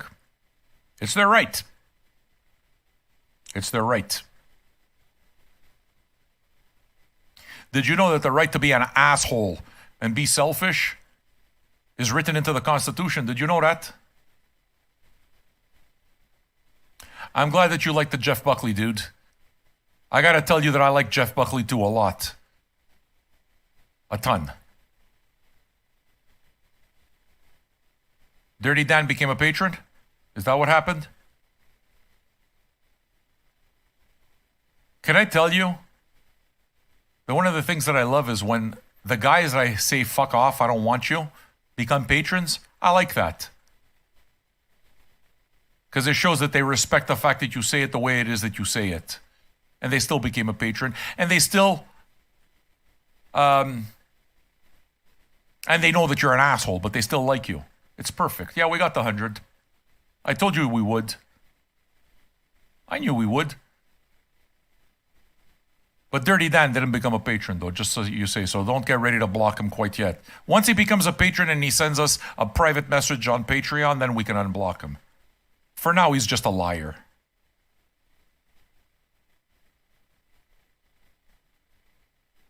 He didn't become one all by himself. I don't see his name. Once I see his name, once I see Dirty Dan, unblock him. And you're going to see, this is what we call the iron fist velvet glove approach.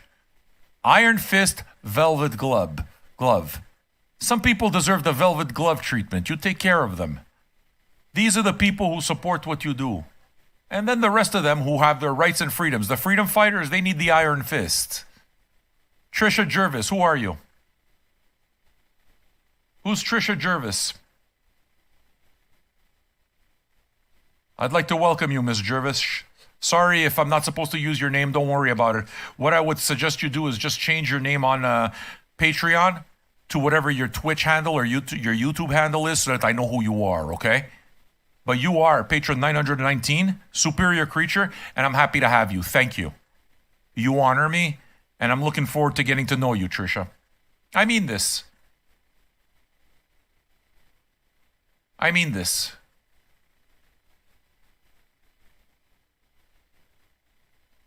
Just let me know who you are, okay, so that we can spot you and we can say hello.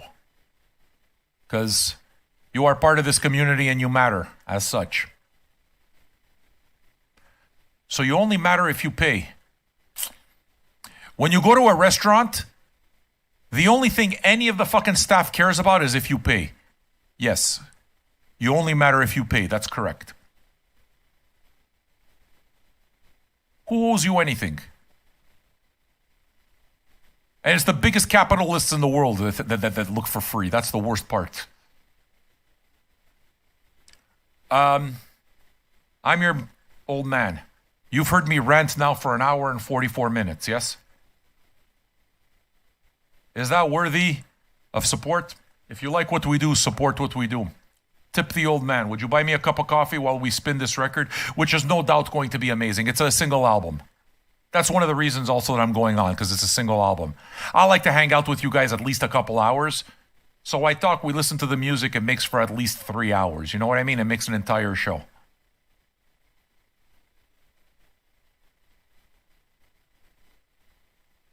The Void is now a patron.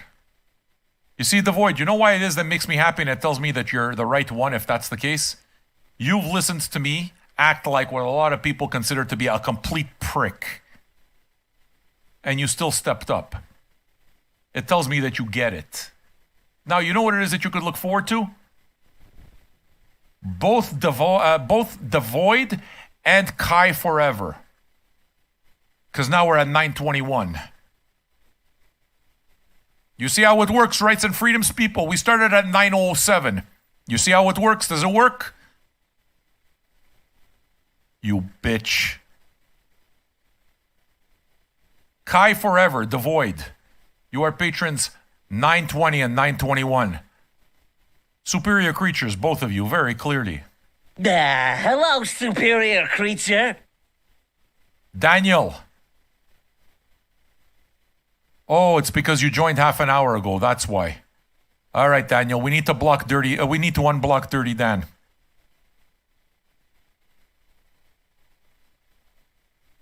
You don't need to worry. It's not your bad if I don't recognize your name. I just got to get to know you. That's it. But you just call your Daniel. Change your name from Daniel to Dirty Dan 19 on Patreon, so it's easier to find you. Okay? We'll unblock you. Don't worry. You don't feel like we infringed upon your rights and freedoms for the 5 minutes that you were blocked.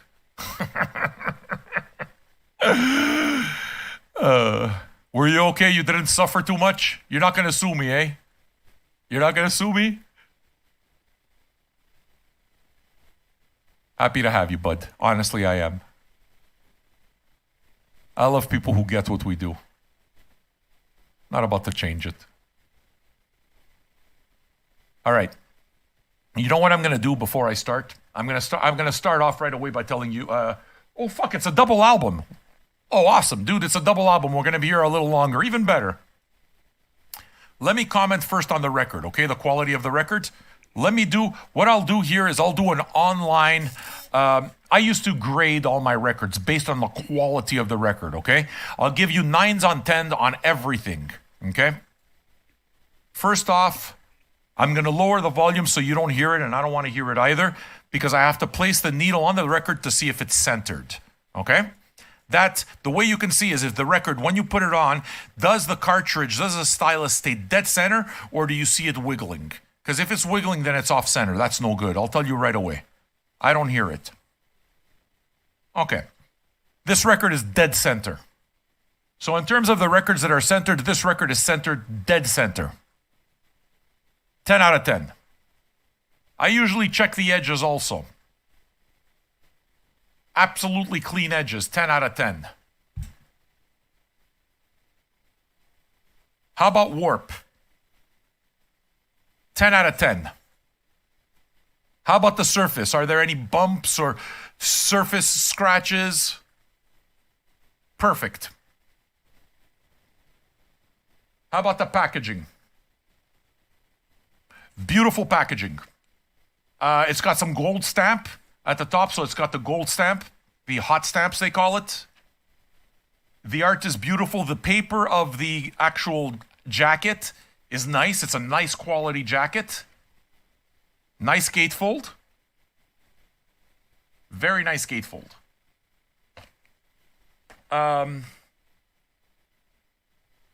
Cheap inner sleeves. Paper inner sleeves. So I had to replace the inner sleeves with my own. That's a negative. But obviously, out of all the negatives, that's the least. That's the one that matters least. In other words, what I am telling you is if you find the price tag right for this record already, it's a double LP. If it's going to sound good, the record is worth it. It's a worthwhile purchase. My general rule when it comes to double LPs is if you can get a double LP for $35 or less, it's good. If a double LP costs you less than $35 and you're complaining, you don't have a right to complain. That's what records cost. It's expensive. Get it for free. Nobody owes you a record. Nobody owes you a car for $1,000 because you can't get a car for $1,000. A car costs what a car costs. So you don't get to complain. Take the bus. What? Who owes you a car for $1,000? So what I'm saying is whatever this record costs, if it's a $35 record, for example, 35 US, as far as I'm concerned, it's a slam dunk. It's a worthwhile purchase. So that's that's a review of the physical thing. I'm going to look over the second record also to make sure. I'll check everything for the second one too. But I've had no complaints at all with that. You're just going to have to replace the cheap paper inner sleeves with polyline sleeves, the good shit. That's it. That seems fair, right? All right. Yeah, so a lot of you have listened to it on Tidal first or Spotify. Listen, I do understand that. The test drive is important, right? Records cost a lot of money. So believe me, I won't shit on somebody who listens to it somewhere else before buying it. I completely understand that. I do this for a living, so I listen to it only on vinyl, okay? But I do this because I can have that stance. And there's no reason for me to listen to anything on stream first. I'm not missing anything. I'm not missing the fact that the new Kanye is not. I don't care. I don't need to listen to the new Kanye. What? There's no other music to fill my 24 hours? I don't need to listen to everything. But doesn't it feel good that you can listen to it on your own and you can have somebody like me give you a proper, I think, fair analysis of the actual vinyl before you buy it? It's worth it. Especially when you know that the guy who's reviewing it isn't just going to say something for the sake of it. If it's no good, he's going to tell you it's no good. Impossible something. Rudo Mayor. Impossible something and you... Rudo Mayor. Impossible something, patron 922. Rudo Mayor, patron 923. Superior creature. Hey, rights and freedoms, guys. That's 20 new patrons. How's that for begging, you bitch? I just grew my audience. I just grew my business. And I just made more people happy. And you're still a bitch. With rights and freedoms. How did that work out for you, you bitch?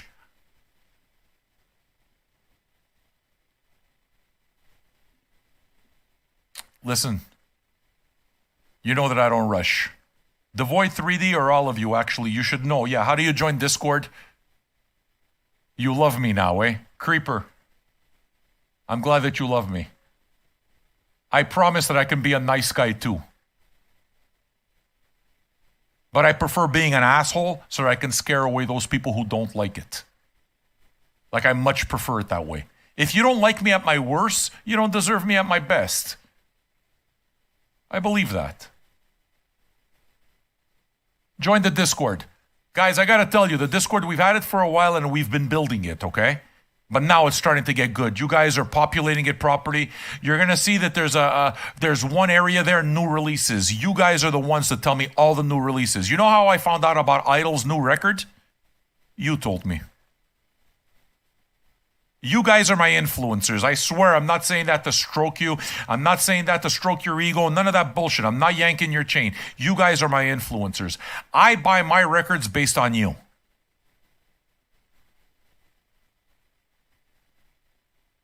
Is that what they're called? They're called crawlers? Thanks, dude.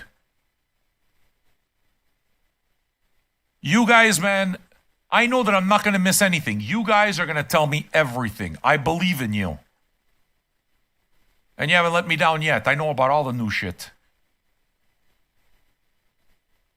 I contacted Idols already, just so you know.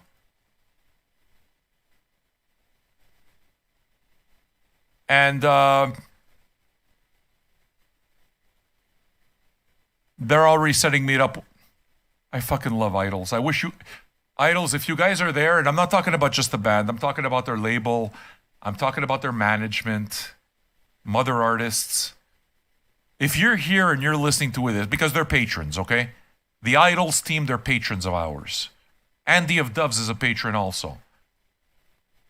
But if you guys happen to be listening, I just did read your message on Twitter and I saw that they're setting us up, okay? So we're going to get an advance copy of the Idols' new record and we're going to get to listen to it live together on the day of release without any blocking. They're going to whitelist everything beforehand.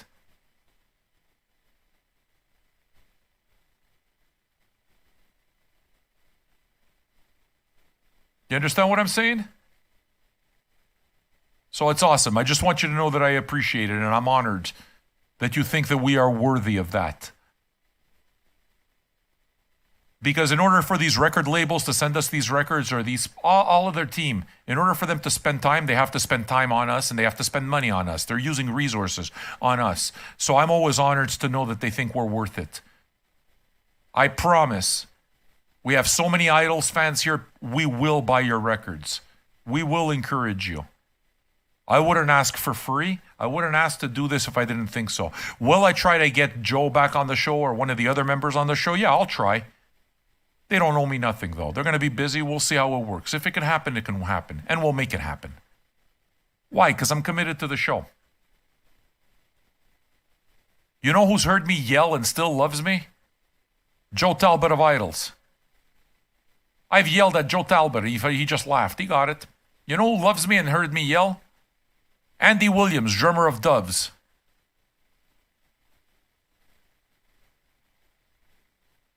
See that? You've already pre-ordered the new record. Yeah, man. It's the way it's done. If you like a band, support the band. Really. Art is worth supporting. If art's not worth... Without art, life would be a mistake. I think it's Nietzsche that said, without music, life would be a mistake. That's how I feel. Poll them. We put up the Idols link already. Because support, man. Because they're worth it. And you guys should know now that we have Dove's second record. So we're going to do an old man of that at some point. And I'm going to hit up Andy and I'm going to see if he wants to come back on and hang out with us.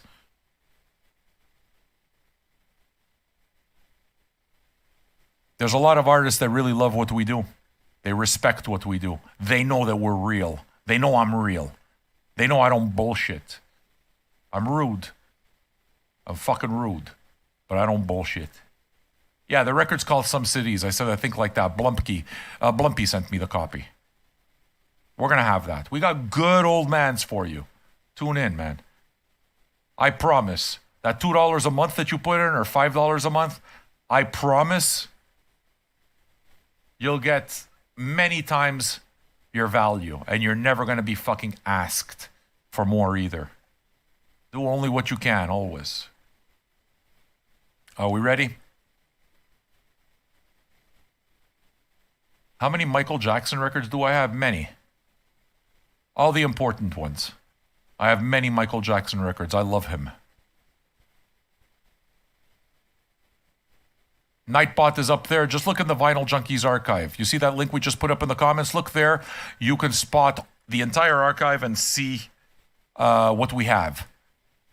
There's about 1,500 records missing from there. There's about 8,000 records in all in this archive.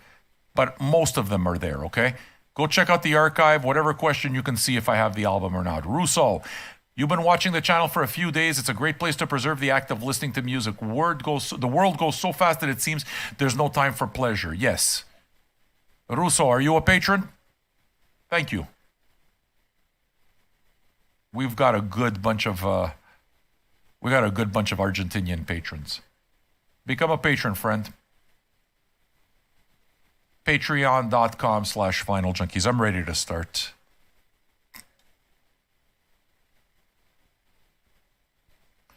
I do like my Argentinian patrons. Can I tell you something? Out of my South American fans, out of the South American patrons, we have a lot from Argentina. Argentinians never bitch.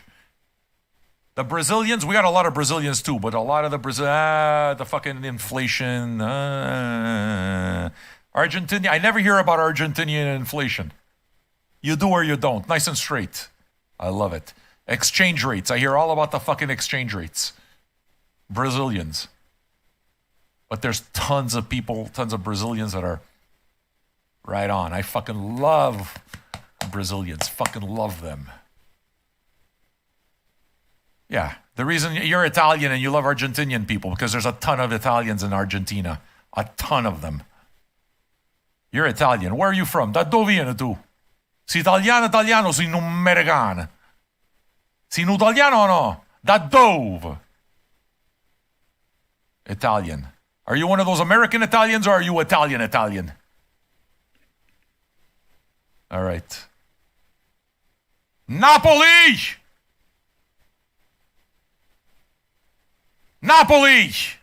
Diego!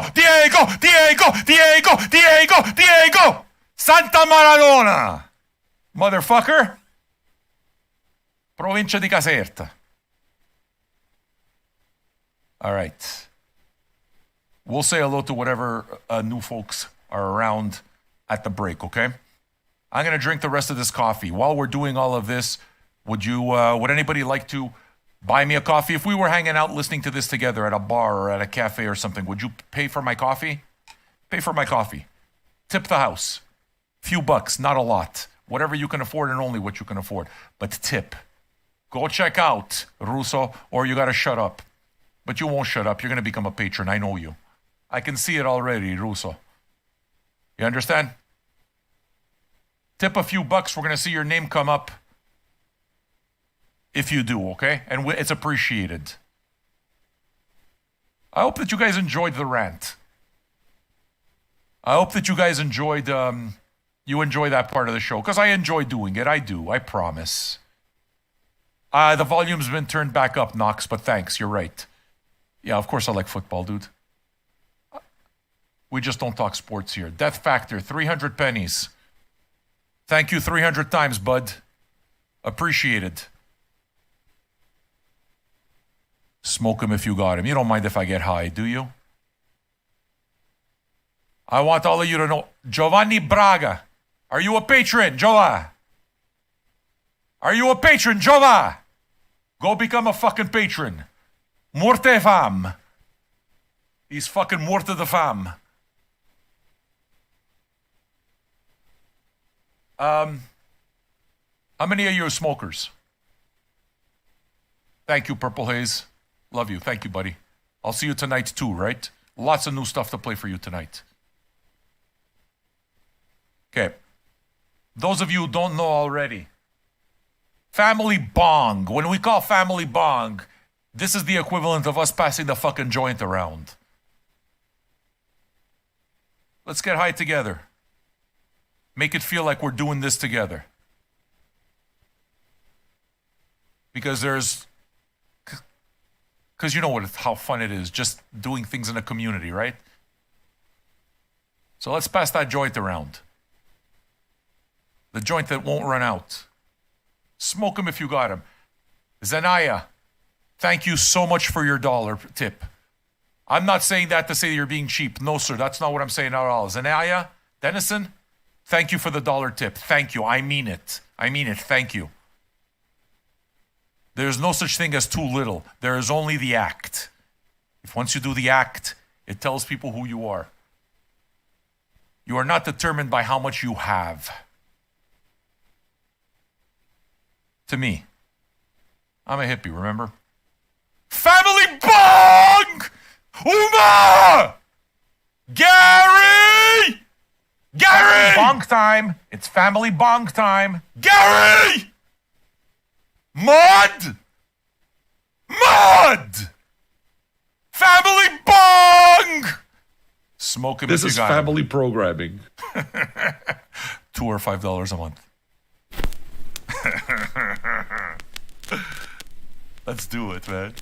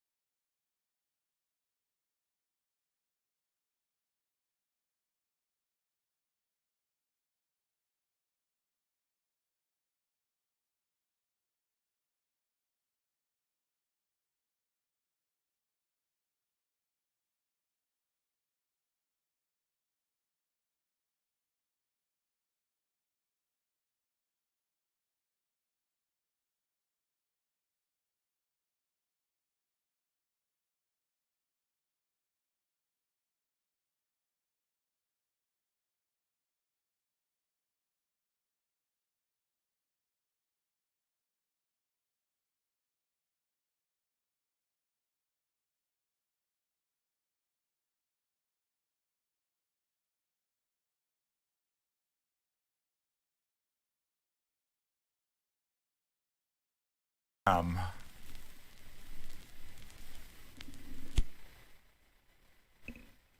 trying to appreciate the moment in time because I feel like I'm listening to a record that's absolutely going to stay in the rap canon. It's going to stay in the hip hop canon and be revered many years down the line. So to me,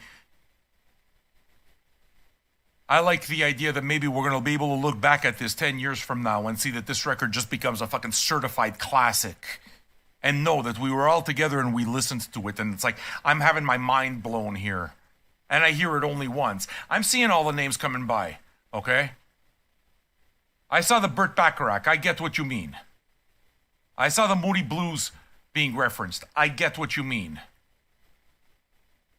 Smokey Robinson, yeah, obviously, that was there. Let me tell you who it is that I saw Anderson Paak, okay? And I have now seen Anderson Paak's name come up in the right in conversations way too often, and it's like now it's time to buy an Anderson Paak album. So talk to me, people. I am going to buy Anderson Paak on vinyl. I have never heard Anderson Paak. None. Zero. What should I buy? Okay, everyone's saying Malibu. Now, all of you who are here know that my memory is absolute shit. Yes, you know this. So what you got to do is put it up on fucking, put up your Malibu, what's it called? Your Anderson Paak pics on the Discord channel.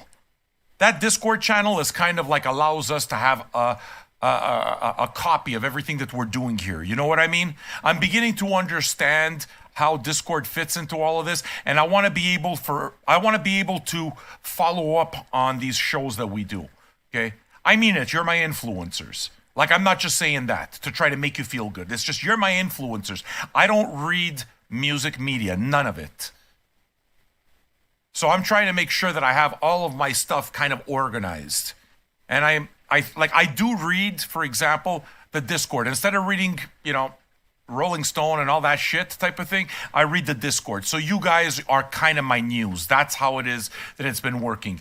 And you can rest assured that I would certainly go deeper than one record. Okay? But I don't know anything about Anderson Paak other than the name keeps coming up. So it's like, all right, it's time. And you should know that when I do get Anderson Paak, it's going to be an old man. Definitely. Definitely going to be an old man. But what one of you can do? Can you tell me? Can I tell you what it is that one of you can do? The best thing. Go see my local record store over here. I'm going to put up the link. Au 33 Tours. These guys are in Canada. That's who I buy from all the time. They're sponsors of ours. Okay? I've known Pete for a decade. Tell me if Anderson Paak is there. Anybody who buys records here in Canada, they only deliver in Canada, best service that you could possibly ask for. Like, it's ridiculously well packaged.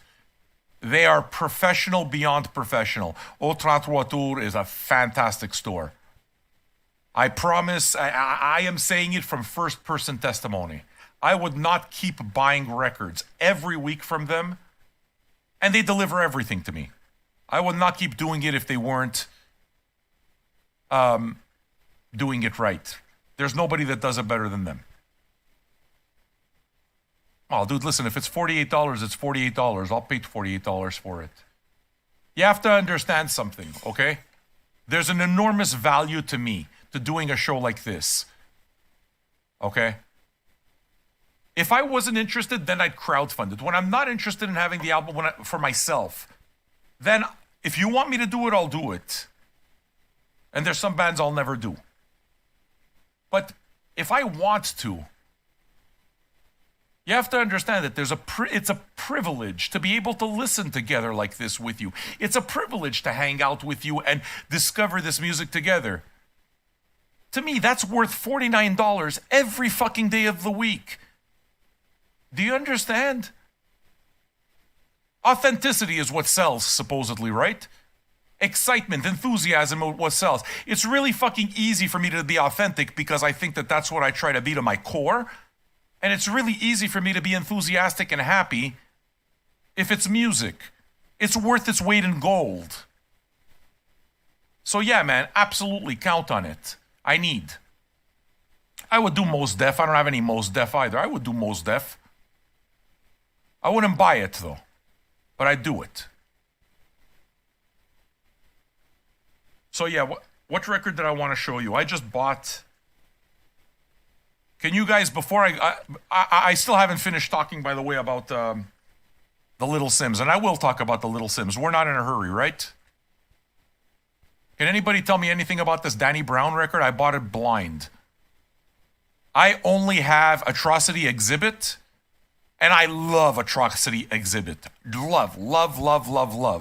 I love his voice. I just don't have anything else. I just got this today in the mail. Is it good? I hope so. I've never heard it. Never heard it. Is it worthy of an old man? Maybe. Never even thought about it. It's his most recent. Well, we can definitely do an old man of that for sure. I haven't heard any of it, and I'm a pretty big fan of his track on the Bus Driver album, and I'm a massive fan of Atrocity Exhibit. I thought that record was absolute beast mode. Simp Unlimited says is more old school rap. I love old school rap, so I'm good, you know?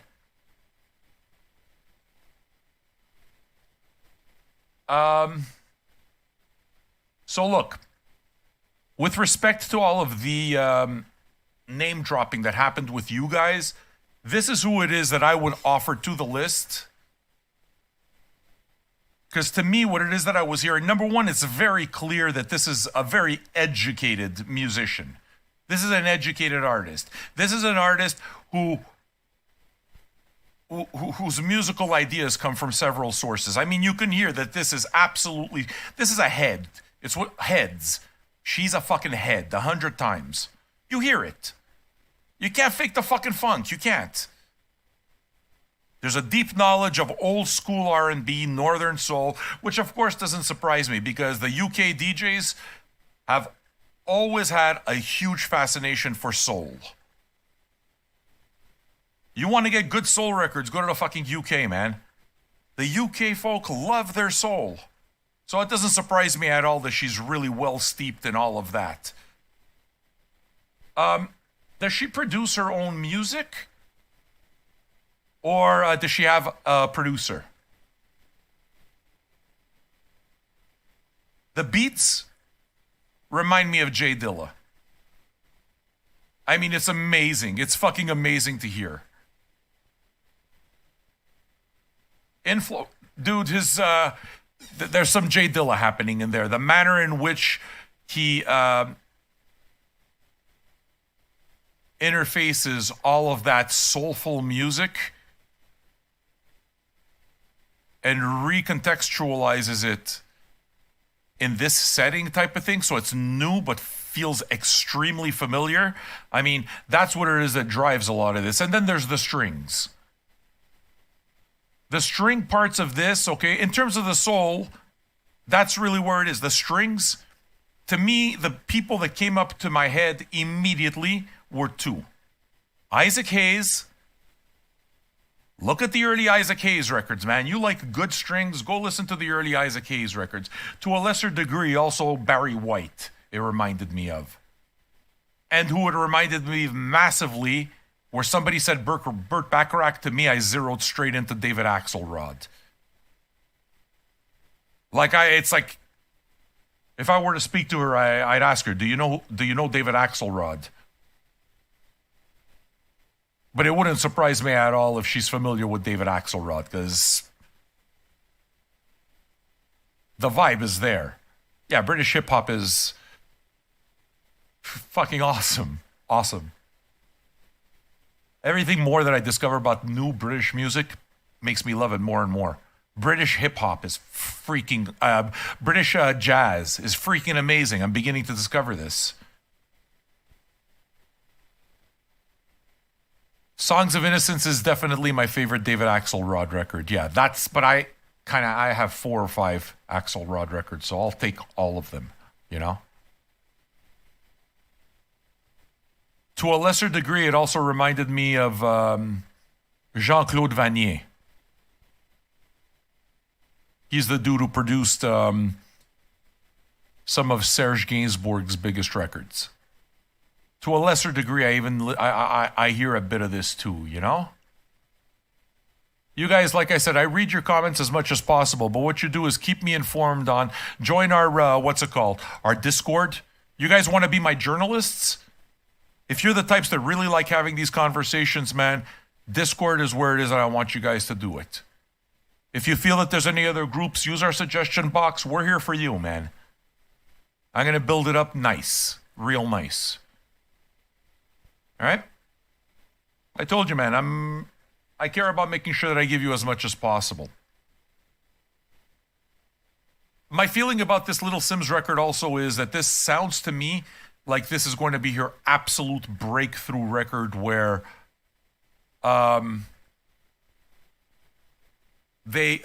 she breaks through the United States in a way that's bigger than ever. This kind of feels like this is the breakthrough record, you know?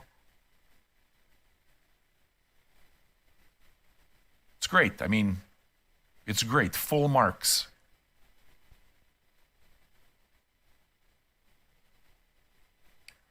Do I own all them vinyls?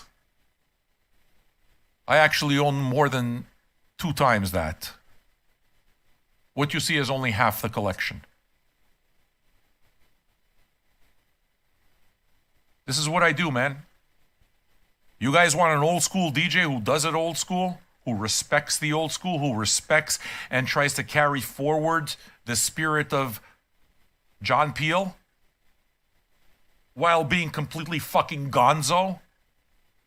You found your man. This is what I do. It's an extreme honor for me to say that I listened to this for the first time and it blew my mind, and there's 250 people in the room. It's powerful.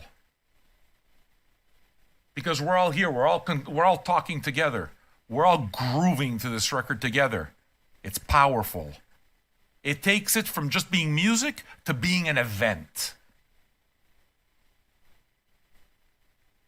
I'll tell you why. How many of you newbies? What the newbies, the people who are listening to this for the first time? We've only gone through side A. What do you guys think of the record? At this point, is it a record that you're likely to buy? That's what I want to know.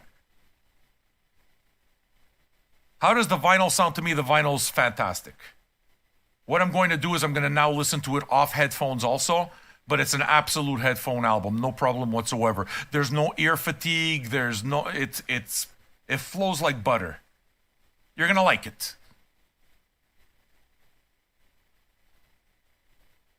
Okay, so new people, German Martinez, Dwayne Bush.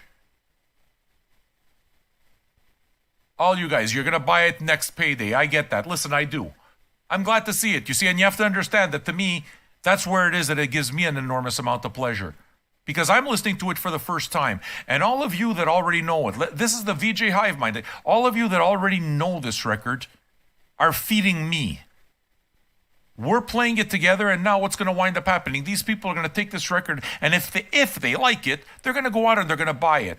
And when they buy the record, you know the story that they're going to have? I discovered the artist on Vinyl Junkies. I discovered the artist listening with another 250 people at Vinyl Junkies. That's powerful.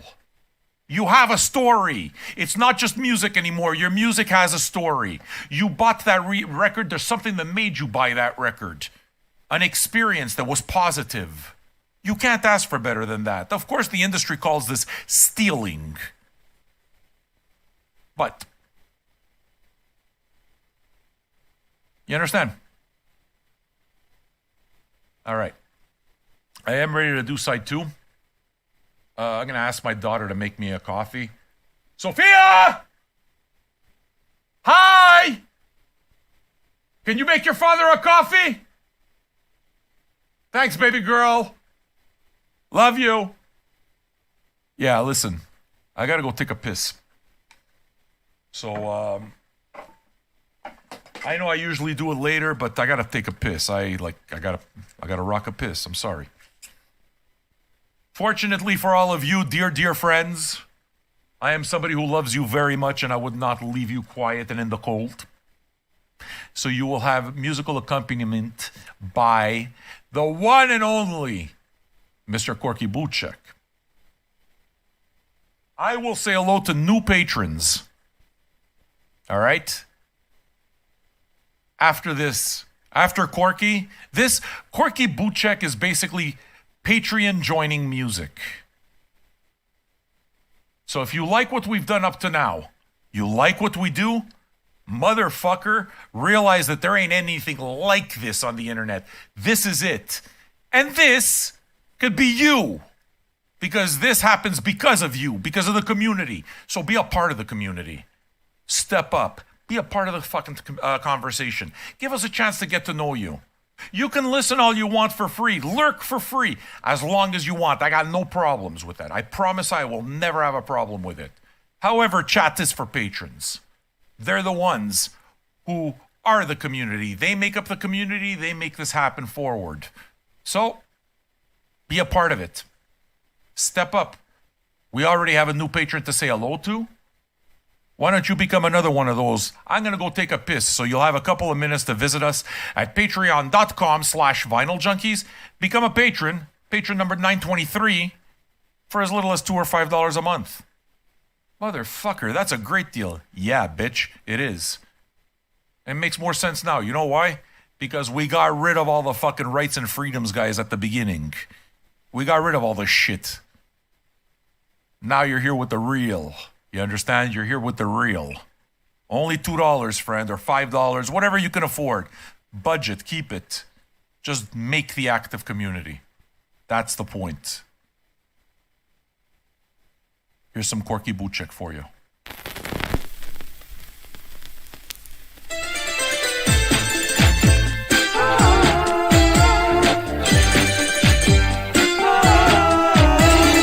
Bing bang, ding ding ding, ding ding ding ding ding ding. Bing bang bong, ding ding bang, ding ding ding ding ding ding ding ding ding. Bing bang bong, bing bing ding bing bing bing ding ding bang bang ding ding ding ding ding ding ding.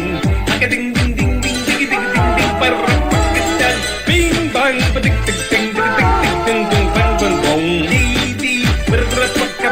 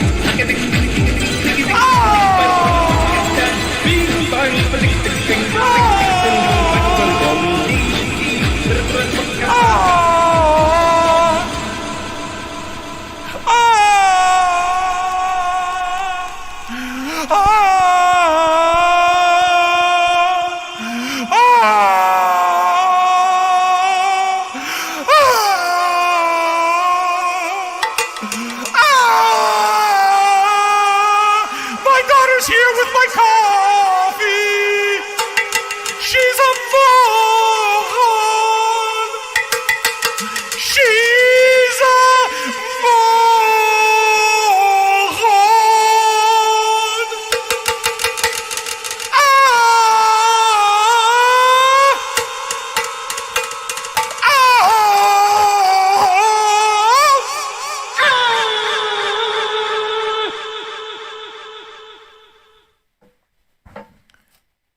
I'm Italian. That's the way we piss.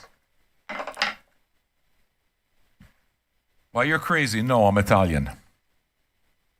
And bipolar. You put those two things together, it's fucking fun.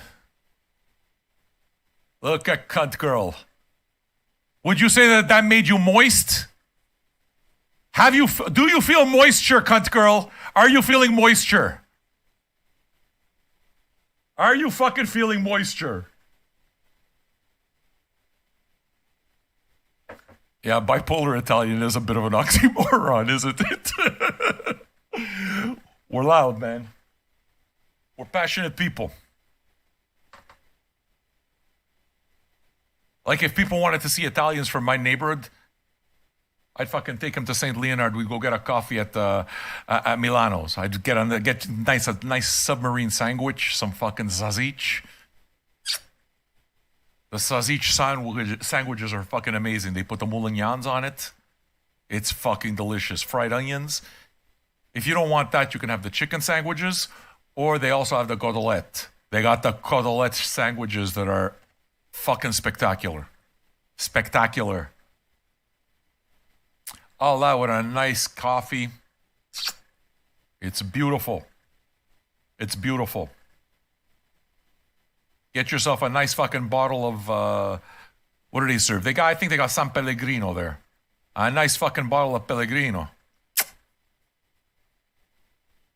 And what you do is you just people watch. If you haven't been around Italians, just fucking, it's a deaf person would be entertained watching a bunch of Italians congregate. It's the best. And that's what it is that I would do if that's what you want to see. You understand? Montreal, man. There's a special flavor here. We got the French, we got the English, and we got a bunch of ethnics. There's a flavor. It's awesome. Fellini's Roma is fucking awesome, dude. I'm a Fellini fan, so. You're talking my language. All right. Where are we at over here with patrons? Polam, where are we? We got to see if we got any patrons over that entire thing. What do you think, guys? Is that 923 going to move? What do you think?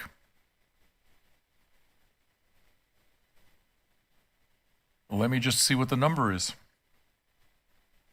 I have news. Looks like it's going to move. By how much do you think? How many new patrons do you think we're going to have? Can I tell you one thing? If I can, please. I can tell you that, in my personal opinion, it's certainly worthy of the full fucking Monty treatment and everything. I need one of the good drum rolls. Don't give me the shit drum rolls. I need a good drum roll. Break out the fucking cognac for these people. Break out the cognac.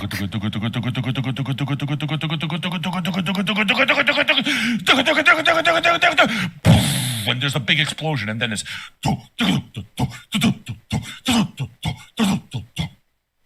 Euro trash dance music. 929, bitch. E porco Dio! Do you see that? 929 fucking patrons. Yeah. Now, I'm happy that so many of you feel comfortable here. I do. It makes me happy. You honor me. I promise, this is who I am. I ain't gonna fucking change. If you don't like it, I'm telling you now, you're never gonna like me. Never. This is who I am. This is what I offer. You see the room? You see how everybody's fucking cool here? Right. You know why? Because we have a top-notch asshole removal service. Our community, our patron, 100% asshole free, 99.9% asshole free. The only exception is the owner. That's me. I'm an asshole. Deal with it.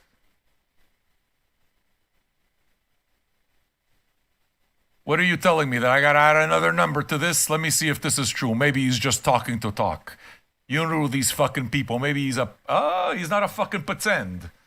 He's not a pretend. So now it's 9:30. So while I took that piss, 7 new patrons jumped on. Listen to me, folks. These people, all of you, are you new here? I want to know, how new are you here? Are you new here? Tell me something. Don't you want to know people? Are they new? Where did you get to discover this show? We want to know about you. We want to get to know you. Kabish? All right. Listen to me all. Fuzzy Dunlop came in with the Kanye stands. Okay? Awesome. Can I tell you something about the Kanye stands? I was good with them. They didn't bother me as much as I thought.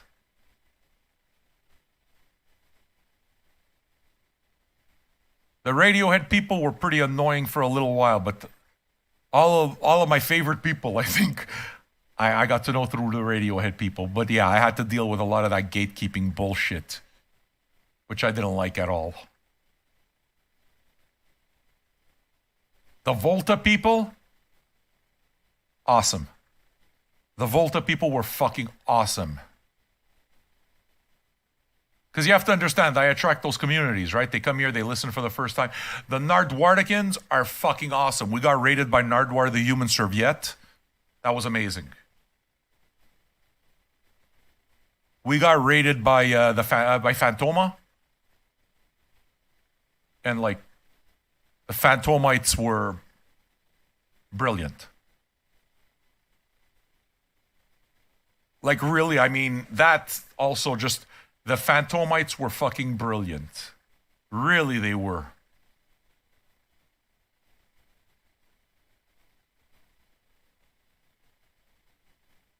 Yeah, you disagree on my Kanye stance. Listen to me. My Kanye stance, I try to begin a conversation. I put the words in a certain way to elicit a reaction. But you cannot there's only so much that you can fit in 144 characters or however many. Do you understand? If me and Phantoma ever talk about that, I'll mention it a little more. Okay, you see people who discovered RTJ4. That's a long time ago, man. That's over a year ago that you've been here. Welcome. I'm happy you're here. You know, these are the old people. If Chromatica is where you got on, that's a long time ago too. That was last year.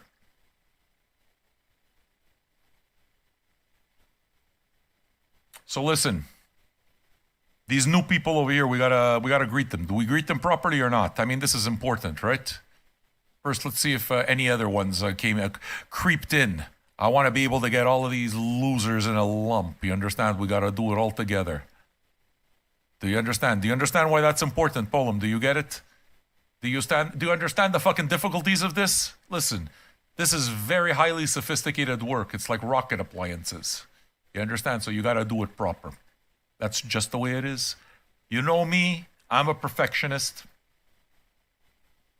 I just talk stupid because I'm trying to do things in between. All right, now listen to me. Step up where you're there. I need to speak to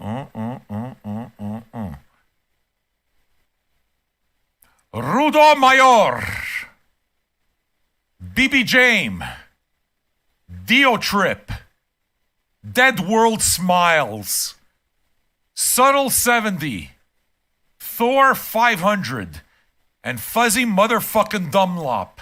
Step up, bitch! You are all morons, morons, morons. You have become superior creatures.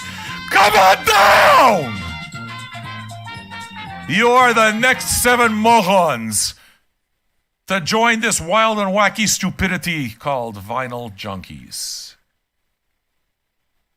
Now listen, all of you, this might be new for you. This might be new.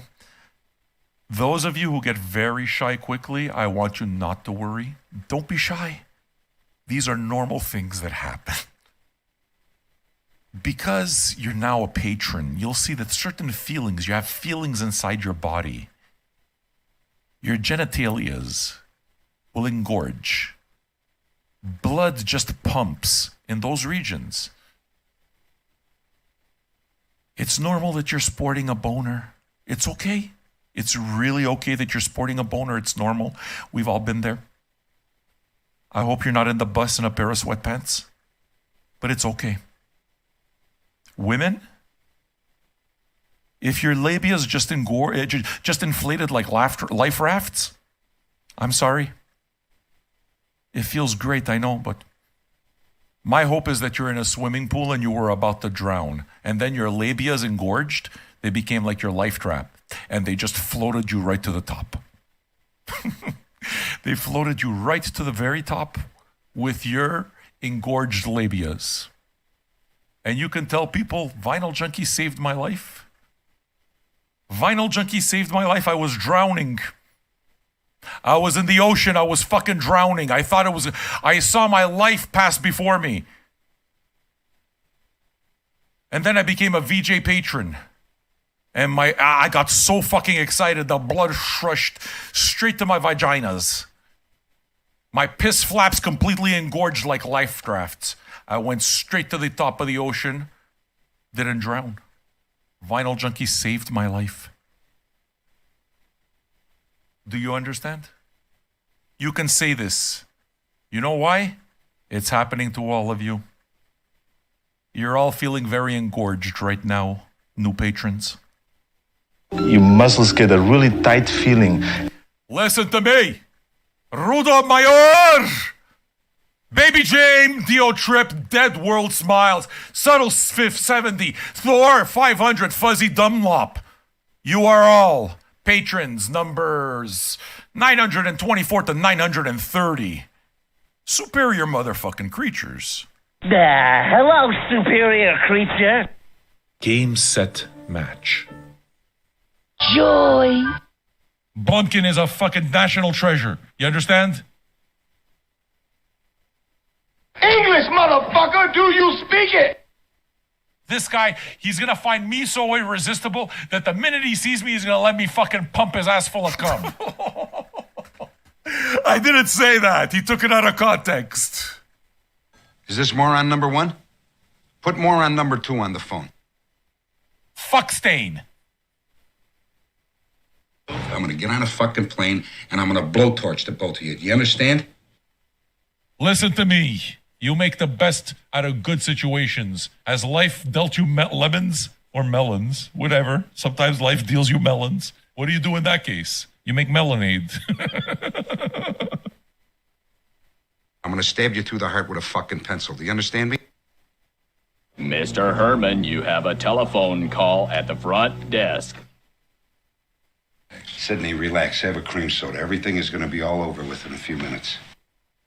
Sufjan. Sydney, sit down, relax, have a sandwich, drink a glass of milk, do some fucking thing, will you? Why don't we put 4 cocks in it instead? When did I say that? Sydney, shut your fucking mouth. Why are Sam's nibbles so cute? Why? Are you a pothead? I'm gonna try shoving this up my ass. Have you ever smoked pot? I have seen your beef. Okay. Well, barbecue my ham hocks. By the time I finish Halo, I gotta fucking pull pubes out of my teeth. I get teabagged a lot. All day long, when I see you, I think of you, no clothes, wah wah wee wah, but it's very wonderful. There's a lot of dead brain cells in this room. A lot of dead brain cells. It's true. I would like to do a romance inside of you. You have to use so many cuss words. Look at us, 930. We're fucking gonna crack 1,000. Awesome, right? Listen, man, if you guys feel like a part of a community, you understand the vibe, you understand that it's not just the music, then mission accomplished. That's what it is that I want to do. We got a good thing here, man. And the new people who joined in, listen, I'm happy to have you. I look forward to getting to know you. You've made your act of commitment. Thank you. Well, you're part of it. There is space on this couch for you. Where's Patron 931? Hit the button and see what you think.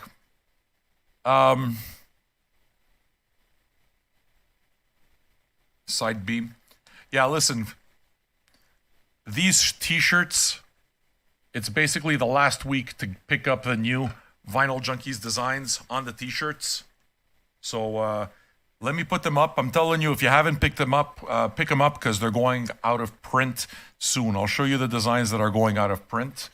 Okay. The 777 t-shirts were made when we hit 777 patrons. It seems like a long time ago, but it was just a month ago. So these shirts were made as commemorative t-shirts for it.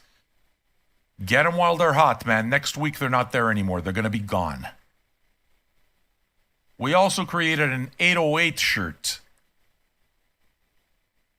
And we thought these might be around, but at the rate that we're going, these are probably going to be gone too. I'm telling you, it's the last week. Get them or forever hold your peace. I think on November 4th is when we're taking them down forever. So, 808 if you like it.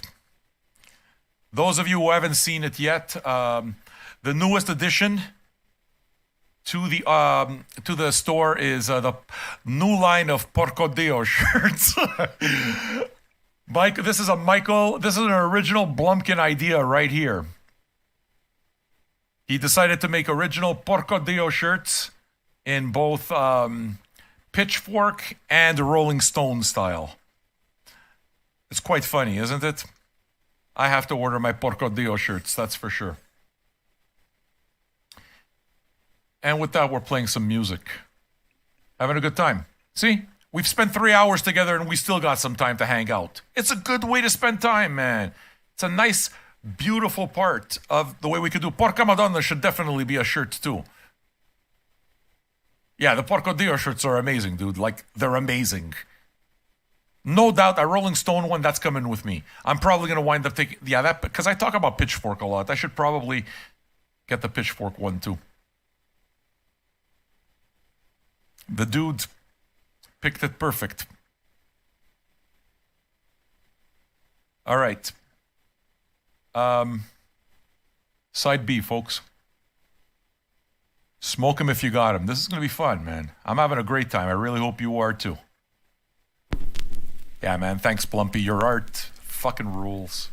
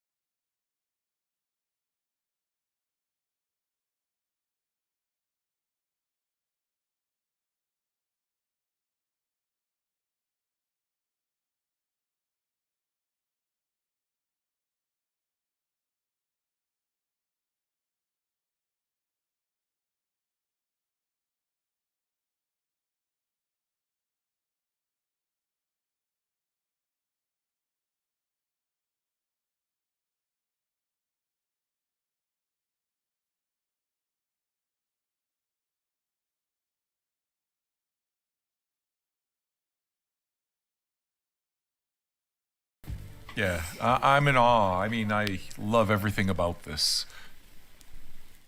The feeling that I was getting as I was listening to all of this is, it's the same, it's evoking to me the same feeling that I got when I listened to Kendrick Lamar Damn the first time. The first time I ever listened to Kendrick Lamar Damn, I knew that I was hearing something special. I'm not going to get into the argument of which album is his best album. None of that. I'm talking my personal experience. I knew I was listening to something special immediately, and I still feel the same way about that record. And when I was listening to that record over and over again, the feeling that went through me is this dude is just basically, he's recorded the current generation hip-hop version of Marvin Gaye's What's Going On. He's written a fucking masterpiece about his community, and I still feel that way about that record. This record, listening to it, makes me feel like I felt when I was listening to Damn the first time. I am pretty sure that this is something that's going to stay on the turntables for me. This is, I know that I'm listening to something special, and I know that I need to hear it more than once. This is something that I do need to listen to quite a few times. I want to be able to grab the whole thing. I mean, she's got her style on all her own. And the question that I have immediately as I listen to this, and I thought, like, it's really at the end where it's like, what's this guy? What's her producer's name again? Like, I would like to know more about this producer, and I'd like to know if he does anything on his own or if he works on any other projects, because the fucker's good. I mean, he's reminding me of Jay Dilla. Inflow. Okay, so does he work on anything else? Because, I mean, it's great. I mean, it certainly hits me. I'm a big R&B guy, right? Okay, so Salt is the name of his art. Okay, you guys gotta inform me on this stuff. Because if it sounds like this, then, like, if the beats are the same type of thing and he's borrowing from a lot of the same influences, it's just he's very organic. There's just a beautiful flow, man. So yeah, I gotta look more into this guy. So is the name of the album. What's that, like, Inflow? I gotta make sure that I keep those names in my head, because do me a favor, join up on fucking Discord. You know what you need to do? You need to put one of those hashtags and make a fucking thing. Remind Sam. Remind Sam. Just fucking all the shit that I need to be reminded. Because my memory, I'm a stoner, you remember? So my memory, not very good. All right. Let's see. We're gonna go to we're gonna go to this turntable here, which has a different phono stage. So I'm wondering if it's gonna sound any better. Tell me if you hear any different. You understand? The link for the Discord's there. Patron number 931. Where are you? Are you guys enjoying yourselves? Makes for a nice afternoon or a nice evening, right? What are you guys drinking on? I'm still on coffee here. I got to get on that rowing machine right after this, but I'm going to enjoy this while I can, you know? Still have another full side of music to listen to. Well, he also produced Michael Kiwanuka's You Ain't the Problem. Okay, that explains everything. I need to know this guy. Inflow is something that I need to know. Anderson .Paak is something that I need to know. That's what it is. That's the takeaways from this. I would say that that's a pretty successful show, right? When you're talking about this stuff and the conversation takes my musical knowledge. You just gave me homework. You just gave me something to go out and get. What am I going to do? I'm going to go out and get it. You just got to give me time. I got to find it. Once I find it, then I get it.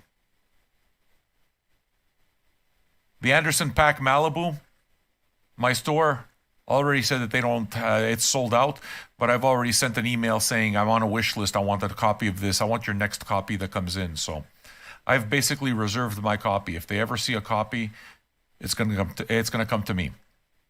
Not bad, right? Pretty good service, I won't lie. All right. They were 3 hours in. Hey, it's 4:20. It's 4:20. It's 4:20. It's 4:20. It's 4:20. It's 4:20. It's 4:20. It's 4:20. It's 4:20. It's 4:20. It's 4:20. It's 4:20. It's 4:20. It's 4:20. Smoke weed every day. It's 4:20. Smokes, let's go. 4:20. It's 4:20. It's smokes. Let's go. Family bong. Smoke 'em if you got 'em. Family bong. Family bong time. It's family bong time. Smoke him if you got him. It's 4:20.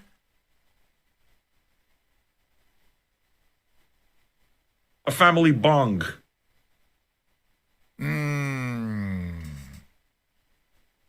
It is so nice to get stoned. So very nice to get stoned. That's why you become a patron. I sing you songs. Songs of love. And marijuana. And marijuana. Yo. So listen to me. I need the mouse. Listen to me. Where's Patron? 931. You're going to find them. Patreon.com/Vinyl Junkies. The link is there. I'm your vibe merchant. Are you entertained? Are you entertained? Have we kept each other company? Yes? No? Tip me, you bitch.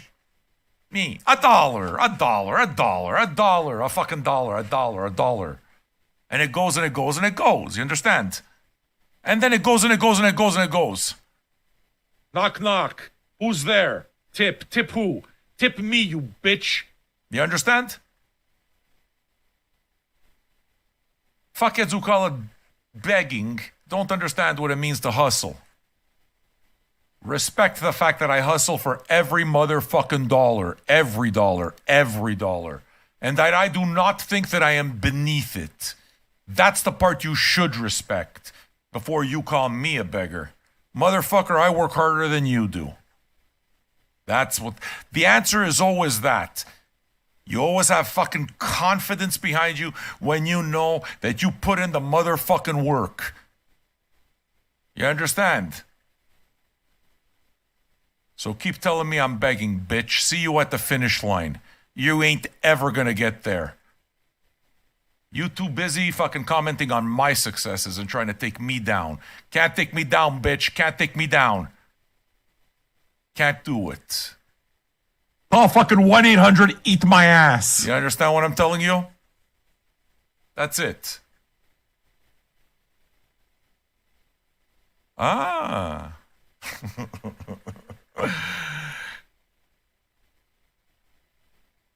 Let's see if anybody's going to come in and tip $1. I'm going to play another side, you know?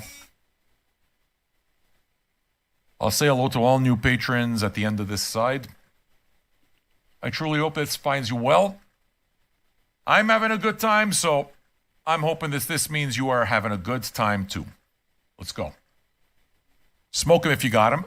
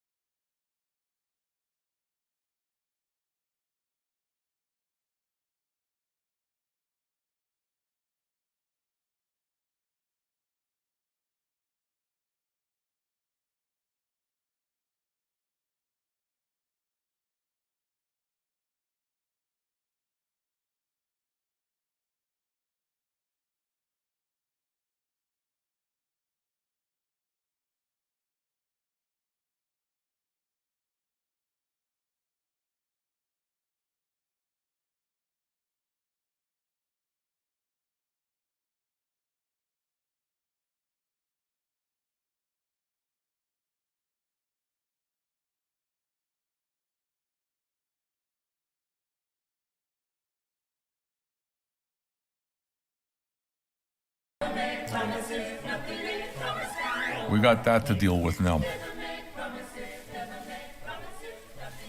Yeah, this is, I mean, right up there with my favorite albums that I've listened to this year. I mean, it's hard for me not to lump Lingua Ignota into that conversation immediately. You know? Different style, but just records that, yeah, you know, are going to be remembered. To me.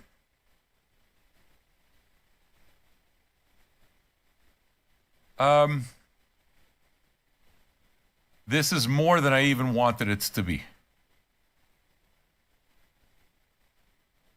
The producer Inflow, I gotta say his name over and over again so that I can remember him, or is it a her? It's a him, I guess. I gotta say the name over and over again so that I remember. If Inflow makes his reputation on this record, he's earned it. It's fantastic. It's a beautiful sound, man. It's pretty signature. I loved every part of this, man. So far, 3 strong sides.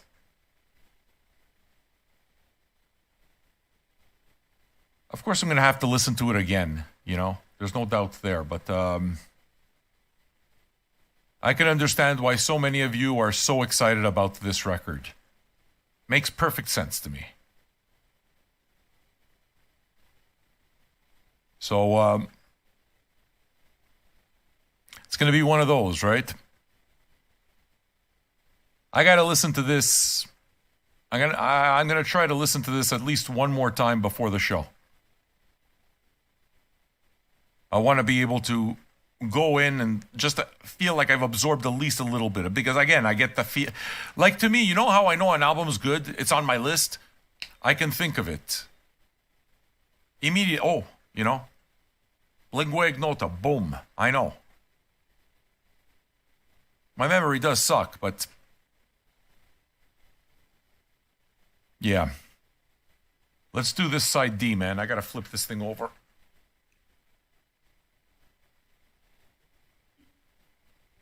I mean, listen, I told you, if you guys want to give me all of this stuff, give me information on Discord. Join the Discord server. Put it in the Patron section and just put a fucking hashtag remind Sam. Or something like that. I don't know. Fuck. Don't expect my memory to get any better over the years. Yeah, this was great so far. Looking forward to playing the last side. If you've enjoyed yourself, tune in again tonight in 3 hours and 20 minutes. We're going to do a full vinyl broadcast. Virus broadcast 566 or 65. A lot. Many, many shows in a row. I'm your vibe merchant. I'm your coffee guy. I'm whatever you call it. Tip the house, man. Makes a difference. Makes sure we keep doing it.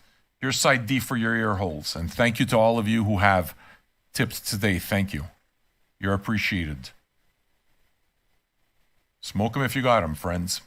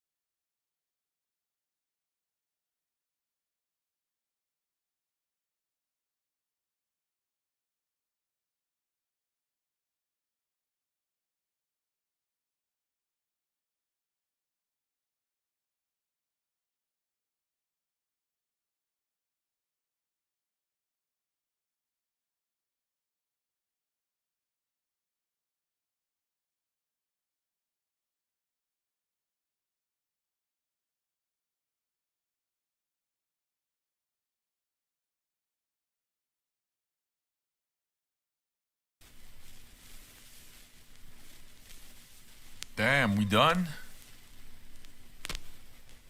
Oh, wow. Yeah, I mean, I'm listening to something that to me is something I know it's going to stay with me. Right till the end, I got the feeling, the same feeling like the first time I was listening to Kendrick Lamar. Damn, I've said it. I very much like the fact that the music went kind of like world beat. That was amazing too. So two different kind of styles.